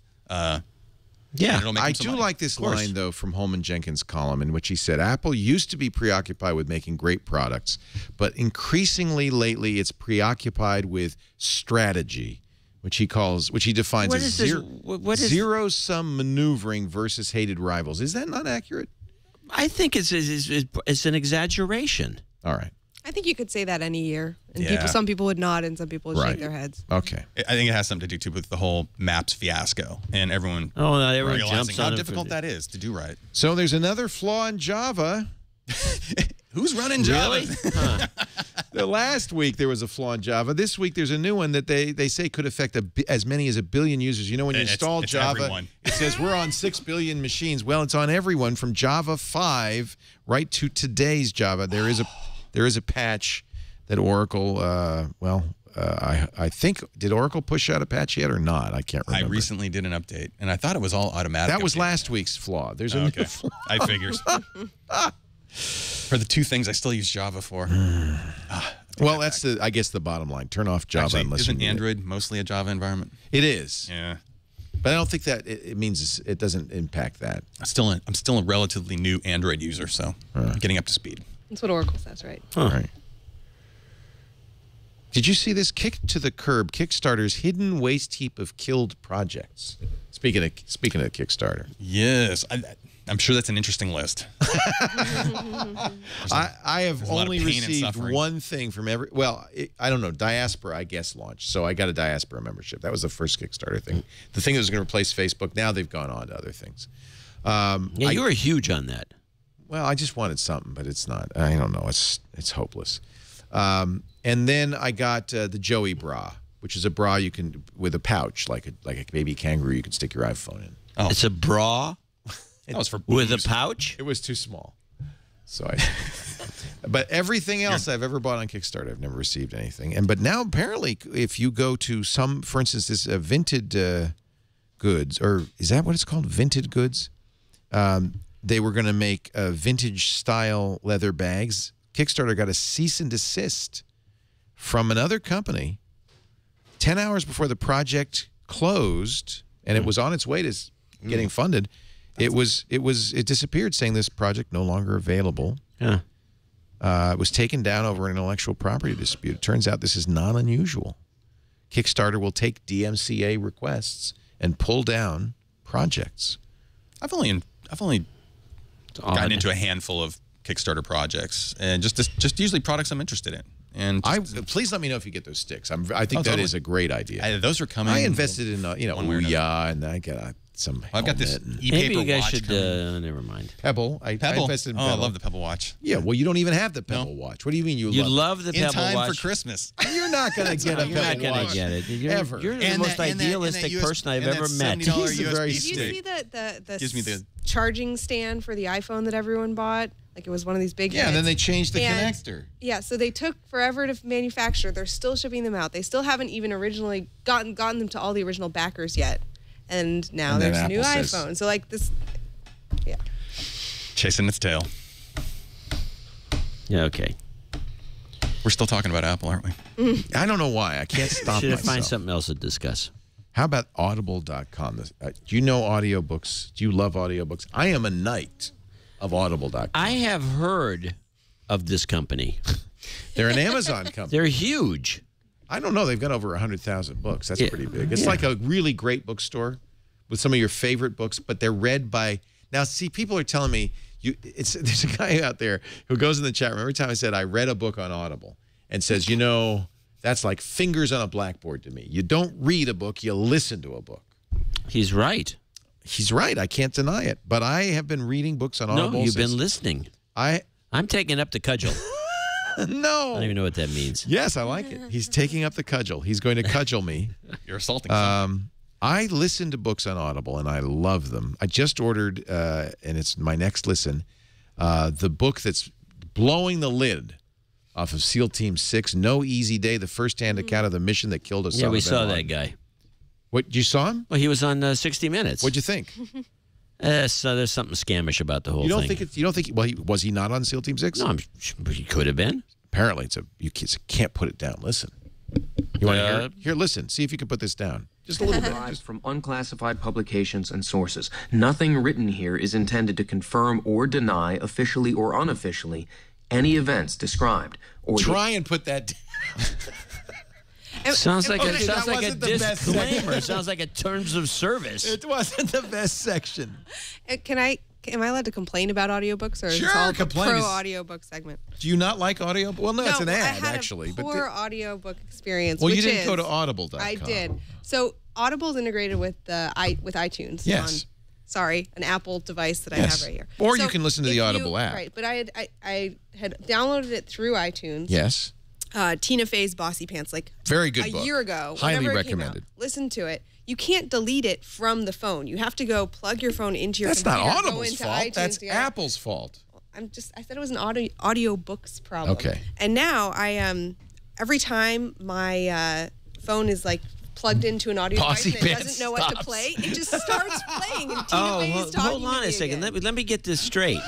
Now, when I take my phone and plug it into the computer, it shows up as a disk drive, and I can take those books and just delete them. That's an Android Now, that seems to me to be the logical way to go, because it has a connector, goes on the computer, it shows the file, I just say erase it, and it erases it. So, you're telling me that Apple doesn't do that? Actually, if you use the Audible app, it makes it very easy. Well, that's what I should do. You should, and it's fantastic. I can I can download even any book as this is every book I've ever bought on Audible, 500 books over the last 12 years. And any book that I don't, I don't want to listen to, I could just press and hold it and delete it. It's easy as pie. Actually, I haven't downloaded that, but if I had downloaded it, let me pick something I've listened to. I am a big fan. And the nice thing is your library is already here. So every book you've ever listened to. Seems as you're backed up. What do you mean? Like I have too many books? Yeah. I do. I love it because I can't stop. So here's what's on my list.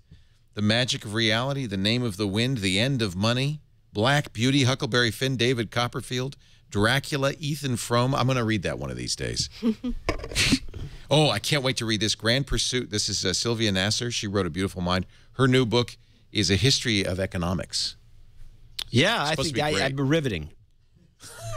All right, Mr. Bossy Pants, listen to this. Here's Tina Fey.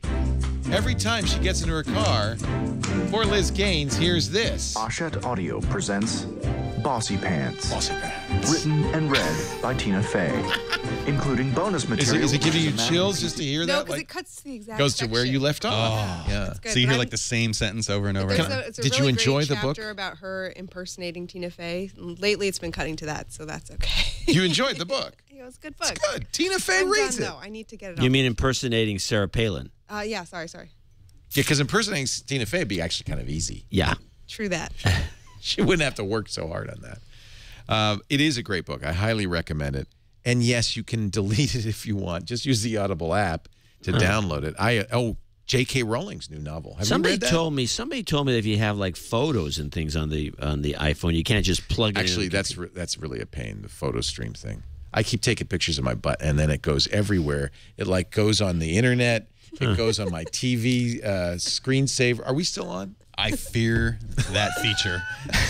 Photo stream is dangerous. How do you take pictures of your butt? You don't. I was joking. I did not take a picture. There's of my ways. Butt dialing, butt snapping. The Casual Vacancy. I haven't read this. Do you know anything about J.K. Rowling's first book for grown-ups? Have you heard about anything about it? Yeah, she's talking about it. You're wired into the publishing circles. Yeah, she's got money. Part 1. Part 1. 6:11. A casual vacancy is deemed to have occurred, A, when a local councillor fails to make his I declaration always of get the books read by Britishers. I think that's better. I think they read so beautifully. They have such lovely, polished, posh accents. How come you don't... I should. I'd like to. I would read it just like that. That's why, perhaps, they have not invited me. They don't think that's a good idea. Your accent keeps slipping, they say. Could you do Russian? Could you read in Russian? Sure, I could read in... Oh, I had somebody in the chat room. No, it was on the Twitter. said, I am Slavic and I am offended by, no, he didn't even say, I am of Slavic descent and I am offended by your Russian accent. Because he hates the Russians. Of course, most of the Slavs do. hate Russians. They hate the Russians. I have people, you watch, there are people in the chat room who will now never listen again because I have done a Russian accent. Anyway, I don't know how I got on this. Audible.com. Here's the deal. Actually, you get 2 books free. Bossy Pants. You could get that book on the No Easy Day, the first-hand account of the killing of Osama. You could get J.K. Rowling's first novel for adults. They have a Terry Pratchett novel, Dodger, his latest. I love Terry Pratchett. He's still writing. It's kind of about the artful Dodger, but not really. He's a street urchin. Here's the deal. Audible.com/twit2 will give you 2 books. You're going to sign up for the Platinum account. That's 2 books a month, but the first month's free. Your first 2 books are free. You can cancel anytime. The books are yours to keep forever. You could try the Audible app. It's free. Android, iPhone, and Windows Phone. Really sweet app. Please give it a try today. Audible.com/twit2. And don't worry, it will not start up in your car whenever you get in. Okay. I'm going to show her how to delete it. Or you know what you just do? You know, it's funny because you never play anything else in your iTunes. Like, why does it always go back to that? Just play a song, and then it'll always play that song. No, I don't know why it always goes back. It always goes back to that? Yeah. Sorry. I'd get an Android phone if I were you. All right. That's I have an just weird. Android phone. Go back to it. But I plugged it. Yeah. All right. I'll plug in my There's Android no phone. problems like that. I'm not going to get started. Verizon's paying TiVo $250 million on patent litigation. TiVo has found its new business model. Yeah, I know. Sue the hell out of everybody. Well, I think they've got a good business model with that. They did invent the whole idea. It's great. Verizon. Replay TV was in the mix. Whatever happened to them? How come they're not suing They sued people? some people. No, they sued some people too. Okay. But then the problem was the motion picture industry sued them, and they had better lawyers or something. TiVo got $500 million from Dish. Wow. Yeah, $215 million from AT&T, and now another. Universe. Yeah, and now another $250 million. That's almost $1 billion from Verizon. I've always liked the Dish gun thing better than the other stuff, personally. So I think they can probably afford it. They are suing. I want to get a Cisco. Hopper. The Hopper. The Hopper. I was surprised. I'm driving through L.A., entertainment capital of the world, and there's a big billboard that says, "Don't listen to ads. Dish Hopper." Like it's like throwing it in the face of the. Don't do it in L.A. Do it in Des Moines. They're throwing it in the face. They're of course they're asking for trouble. They're asking for trouble. Don't buy a big billboard that says you don't have to watch commercials ads anymore. Ever. That's just crazy. Yeah, it's great. Like a Napster billboard. It's a great product. Well, yeah, but it's not going to be around much longer. They're being sued by everybody. Like Napster. Yeah, like Napster. Streams of water once flowed on Mars. Oh, I better not say that. We've been doing 2 hours of shows. Everybody's got to get up. Awesome. We've been drinking beer. Isn't that cool? It is. I think it's bull crap. Okay. No, it's not. Curiosity is on Mars. They lowered it via strings from a platform like a freaking puppet. Yeah, and the thing now, has moved like all of 5 feet so far. They I found, think it's gone a half a mile. So. It's moving around. It's And trucking. look what it found. It found rivulets. It found evidence of looks water like that cracking flowed for to at me. least You're just not a 1,000 years. geologist. It So. says, if you were a geologist, John, you would look at that and you say, hey, that's proof positive. Water once ran across the surface of Mars. Those are river rocks, dude. Apparently, the evidence was so obvious that it was the meeting that they did online, the live stream event that they held. It was like one of the reporters just started railing on him. It's like, this is stuff that like a second-year geologist in college would have been able to recognize. Like, why didn't you guys just jump up and down and tell us this sooner? It's like, apparently they wanted to be really, really certain and actually get a close-up shot of that debris So when did they stream. first realize it? Well, the funny thing they is, picked that landing spot, and because of the way the water looks like it's flowing out of the mountain and everything. For it's like, that this reason. the funny thing is they had the press conference. What was liquid CO2? Wouldn't it have the same effect? No, there's no such thing as liquid CO2. What are you, crazy? Well, that's true. How There's no cold such do thing. you think it There could be is? liquid nitrogen. It's not. There is minus liquid 400 nitrogen. degrees. What about ether? Water. Alcohol. So we've got the moon with water. Europa is covered in ice. And Don't Mars you had- love it though? And that Mars they had the, flowing rivers. They had the press conference on Thursday, but Curiosity tweeted a day before I found evidence of an ancient stream bed on Mars. So it was on the Twitter that you found out about Well, that's that. awesome. I heard, when I was in Telluride some years ago, there was one of the NASA scientists. This was like 5 or 10 years ago. They said they've always known there's water there. Oh. Well, why didn't they tell anybody? No, I think they did, but nobody paid attention until they had the rivulet. Right. So they had to send a car-sized lab. Nuclear-powered super Well, I guess it was to prove it. I don't know. I still think it was something dubious. What? This is just the first step on a long journey here, folks. We are going to find life on other planets. Do you guys follow Sarcastic Rover? No, but Twitter.com/sarcastic I definitely do, and I was stoked when I got the push notification that they followed me back. They followed you back. Sarcastic Rover follows me. They have some good taste. So, I do follow a number of strange accounts on Twitter, but man, don't mistype Twitter. Congratulations. You have been selected to take Don't mistype Twitter. What did you do? Oh, you typed. You got the ad. Where's your Alt F4? No, I wrong hate platform. that. I am today's 100,000th visitor. It's unbelievable. What a coincidence. Sarcastic Rover. Mars rocks are volcanic, by which I mean they're made by volcanoes. But also they have a super short temper. Maybe if I read Maybe that try right, another it would one. be funner. Super stoked that NASA has me rubbing up on every rock within every easy reach. Yeah. Robot humor. I think. That's funny. Yeah, I still prefer the Goldman Sachs elevator tweeter feed. That's a very good one. That's got to be. That's a classic. All Urban right, Outfitters. Here's a good one. Sarcastic Rover Okay. says, just realized I found a river on Mars stuff is probably the high point of my life. So next 30 years should be super fun. It's like winning. It's like winning the Little League World Series. What do you do for a encore? So GoDaddy is going to patent announcing a domain name registration on a social website. Man, how is that patentable? I just read an article that said we should get rid of all patents, not just software patents. Oh yeah, no, most people agree with that. Really? Yeah. It seems it's not a radical view. Wasn't the idea that the patent was to encourages protect a the small guy too, and it doesn't protect the small doesn't guy. protect anybody. No. It's just a choose cost, to beat the small guy into a submission. burden to innovation. We'd have cooler stuff without them. This article. I see. It seemed controversial to me. Jordan Weissman writing in the Atlantic, the case for abolishing all patents. He actually quotes a working paper from the Federal Reserve Bank of St. Louis by two professors at Washington University of St. Louis who argue that any patent system, no matter how well conceived, is bound to devolve into the kind of quagmire we're dealing with today. So it's not software patents, it's just patents. Somebody patented it's a time machine. And it went through. They got the patent.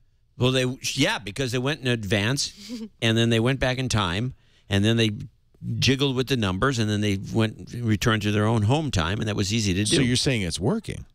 Did you see Loopers yet? I heard it's awesome. It's a great movie. Is it? I did not expect anything with Bruce Willis.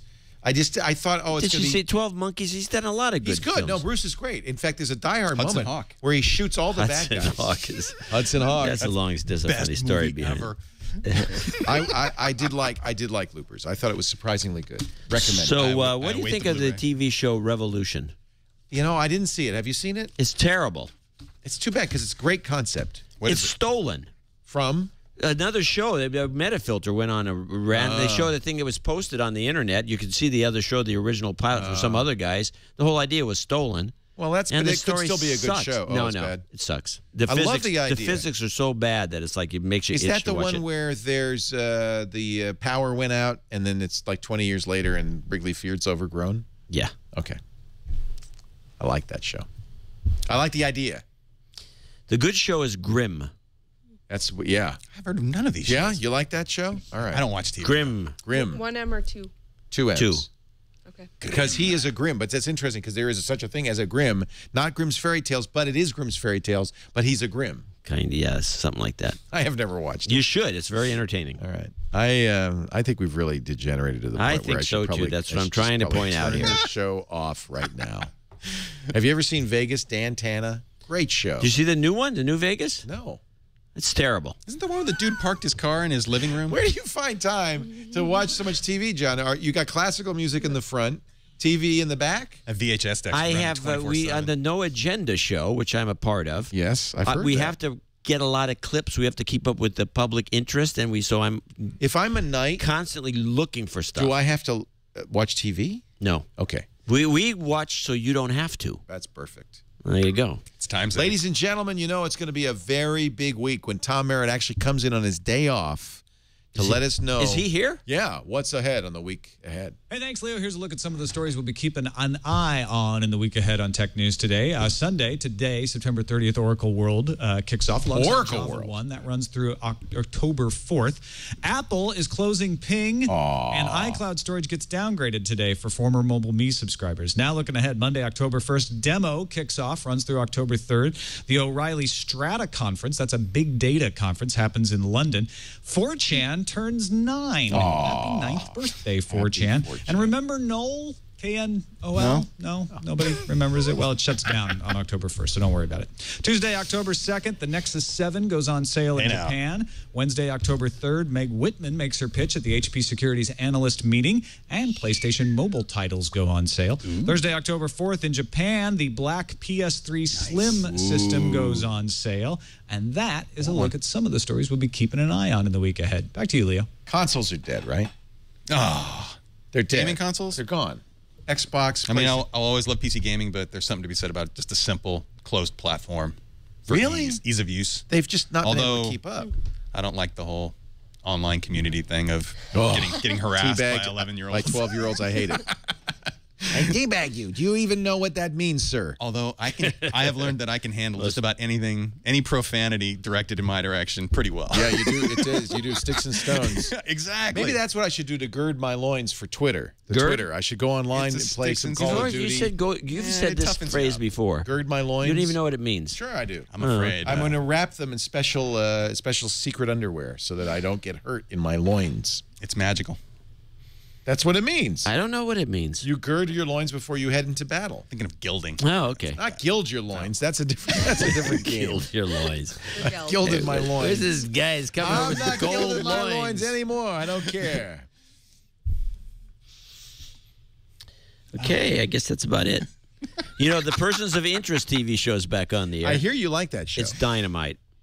Apparently, a lot of technology in there would kind of make you paranoid about things like, smartphones. Yes, it would. Yeah, I would say that. Yeah, because they use that technology. But it's a TV show. They're making it up. Okay. You think it's real? It's a documentary. It's not a documentary. Yeah. It's on PBS. I was just at Universal Studios. I know they make this stuff up. They make it all up. It's all fantasy. Fantasy. Thank you all for being here. John C. Dvorak is at channeldvorak.com. He is also the host of the No Agenda Show, which is now on Thursdays and Sundays on a regular basis. Yep. I will soon be a knight, which will give me special privileges and a signet ring and my own sealing wax. Does each knight get a unique sealing wing? Wing? Wing? The wing of wax. A wing? Yes. Do I get my own sealing wing and sealing wax? We lost it looks like the rest of them. Oh, wait. So they're all the same. Well, you get a little certificate that's got your name on it. That's different. Oh. Okay. Thank you for being here, Mr. Dvorak. It's always a pleasure. Enjoy your bottle of extra virgin olive oil. I've heard there's a scandal, by the way, that you cannot trust extra virgin olive oil. Much of it is canola oil. No, that's not. Yes. That's probably not true, generally speaking, if you get from a good source. Yes. But you should note that a lot of Italian olive oil is actually not Italian. It just says, unless it says product of Italy, it usually says packed in Italy. And if you look around on the label, that means it's actually coming from Turkey or Spain. That's fine. As long as there was an olive involved, I'm okay. I think there's a whole olive oil expose book that I came think out so. recently. I think so. I think a lot of the olive oil that we're buying is not regulated by the olive oil officials. In the U.S. it might be, but, it's a tragedy. It's called Extra Virginity. See? That was on. Okay, well, people should look into this. It's on cable TV, so you know it's true. The brazen fraud in the olive oil industry. Salad. Brazen. See? She's a reporter. That's an actual reporter. I'm just reading off the internet. Well, isn't that what most reporters do nowadays? That's all it takes. Hey, I watch Newsroom. How I know. could I miss? Robert Heron is the man. I'll tell you, you see him on, of course, many shows on Revision 3, still have from time to time on Tekzilla, but also you can go to heronfidelity.com. Yes, thank you very much. And hire him to calibrate your TV or whatever. Do you calibrate? I do, all over the Bay Area. Oh, that's set neat. up, help people. Wouldn't you like this guy to come to your house and say, that's not right? It can get expensive. But you say that when you come in? This is going to be very expensive. Let's replace everything. You really need more This speakers. is not a good ad for Heron Fidelity. You need 4 subwoofers. If you can afford him, he's the best. 4 subwoofers. 4 is Really? optimal. 4. 1 on each wall. Not one? Nope, centered on each wall. But they're not Right in the directional dead. because it's No, low. no. You put them in the nulls, though, and it helps cancel out the nulls in the room. And it's magical, I'm telling you. 4, so I need 3 more. John's rolling with 2, and that's a good start. But there are Sherwin But Vegas. 4, and if you really got the bucks, you just stack 4 stacks of 4. So then it really starts. This is going to get expensive, isn't it? Jeez. Sounds so good. Not to mention the power consumption. That's Yeah, they could be solar. passive. Sharp solar products. Passive. SunSnap You don't Solar. Get your stuff rolling. Highest efficiency. HeronFidelity.com to find out more. And, of course, the great Liz Gaines. It's great to have you from All Things D. My forgotten T. Can I pimp one of my things? Please, I would love you to. We've been pimping everybody else. I know, for right? I crying don't out give loud. out rings, but All Things D is having a conference that I'm in charge of. It's called Dive Into Mobile. It's in October. It's in New York. That's awesome. It's very expensive, but she'll give us a discount. What is with all these? Hey, it's okay. You and don't my have to apologize. rings are the It's cheapest totally thing worth here. it. And you're going to get some really awesome stuff in the swag bag. Like The All Things D conferences are fantastic. Is Dive Into Mobile new, or is this... this is the second Dive Into Mobile, but it's the first that I am You get to dive in. co-producing. And it's soon. It's soon. It's in a month. End of the month. Where's it going to be? New York City. So Walter I wanna know what's Kara in the will be swag there, bag. but also Ina Fried. Ina Fried, Ina. yeah. I always say Ina. Ina wrong. Ina. Yeah, Ina and I are Liz. putting it together. We have Andy Rubin is coming. Stephen great. Elop is coming. Fabrizio Bloisi. Yeah, that's the biggest mobile company in Mobile. South America, Yeah. Latin America. Stephen Elop. That'll be interesting. Mm-hmm. Wow, this sounds good. So find out more. Dive Into Mobile Global Edition, New York City, October 29th and 30th at the Museum of Jewish Heritage and the Ritz-Carlton Battery Park. Do you know what's in the swag bag?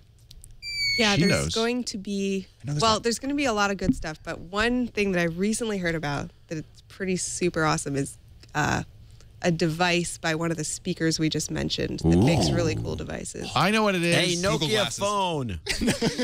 Windows Phone. It's either that or an Italian phone. Ferrari. Brazilian Would you phone. ask the CEO of WhatsApp, who's going to be, I see on your stage, Jan Yes. Koum, I'm gonna be about the interviewing security him. issue of WhatsApp? Yeah, for sure. Because there have been security experts who say, you know, this stuff is not encrypted in the least. You could see everything. Yeah, and I mean their whole shtick is security, right? Because it's a social network where you don't even have an account. It's I just love your WhatsApp. phone number. Yeah. So I definitely want to. I use it like crazy, and I would like to know about that because that doesn't. It's not the end of the world. It's just chatting.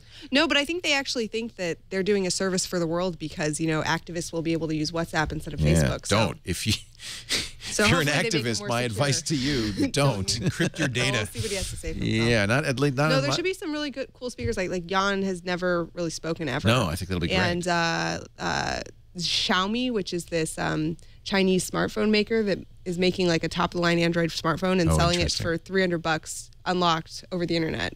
Wow. And they're I'll just move a few of blowing up. those. Wow, Ben Lin will be there from Xiaomi. That's cool. You gonna have any coverage online? I'm sure. Yeah, absolutely. Sweet. Do you see? Yeah, I like that because you don't stream them live, but you can always watch them like after the fact. Some of it will be streamed, but not every That's session. fantastic. Field Xiaomi Trip just phone. loaded itself onto my little phone. Yeah. See, isn't that cool? You just send it from the web and it just comes and it arrives and then it's happy to see you. So there you go. Liz Gaines, thank you so much for being here. Thank you all for joining us. We do TWiT at 3 p.m. Pacific, 6 p.m. Eastern Time. That's 2000 UTC until the time zone change. The daylight savings time ends. At twit.tv. If you can't watch live, and we love it if you watch live because it's great feedback from the chat room. And it's always fun to have you here. But if you can't watch live, we do invite you to download an on-demand version, audio and video available at twit.tv shortly after the show concludes, which should happen in the next hour or so. The show concludes. And then we'll do the video. Great to have you all. Thanks for being here. We'll see you next time. Another TWiT. This is amazing. Yay.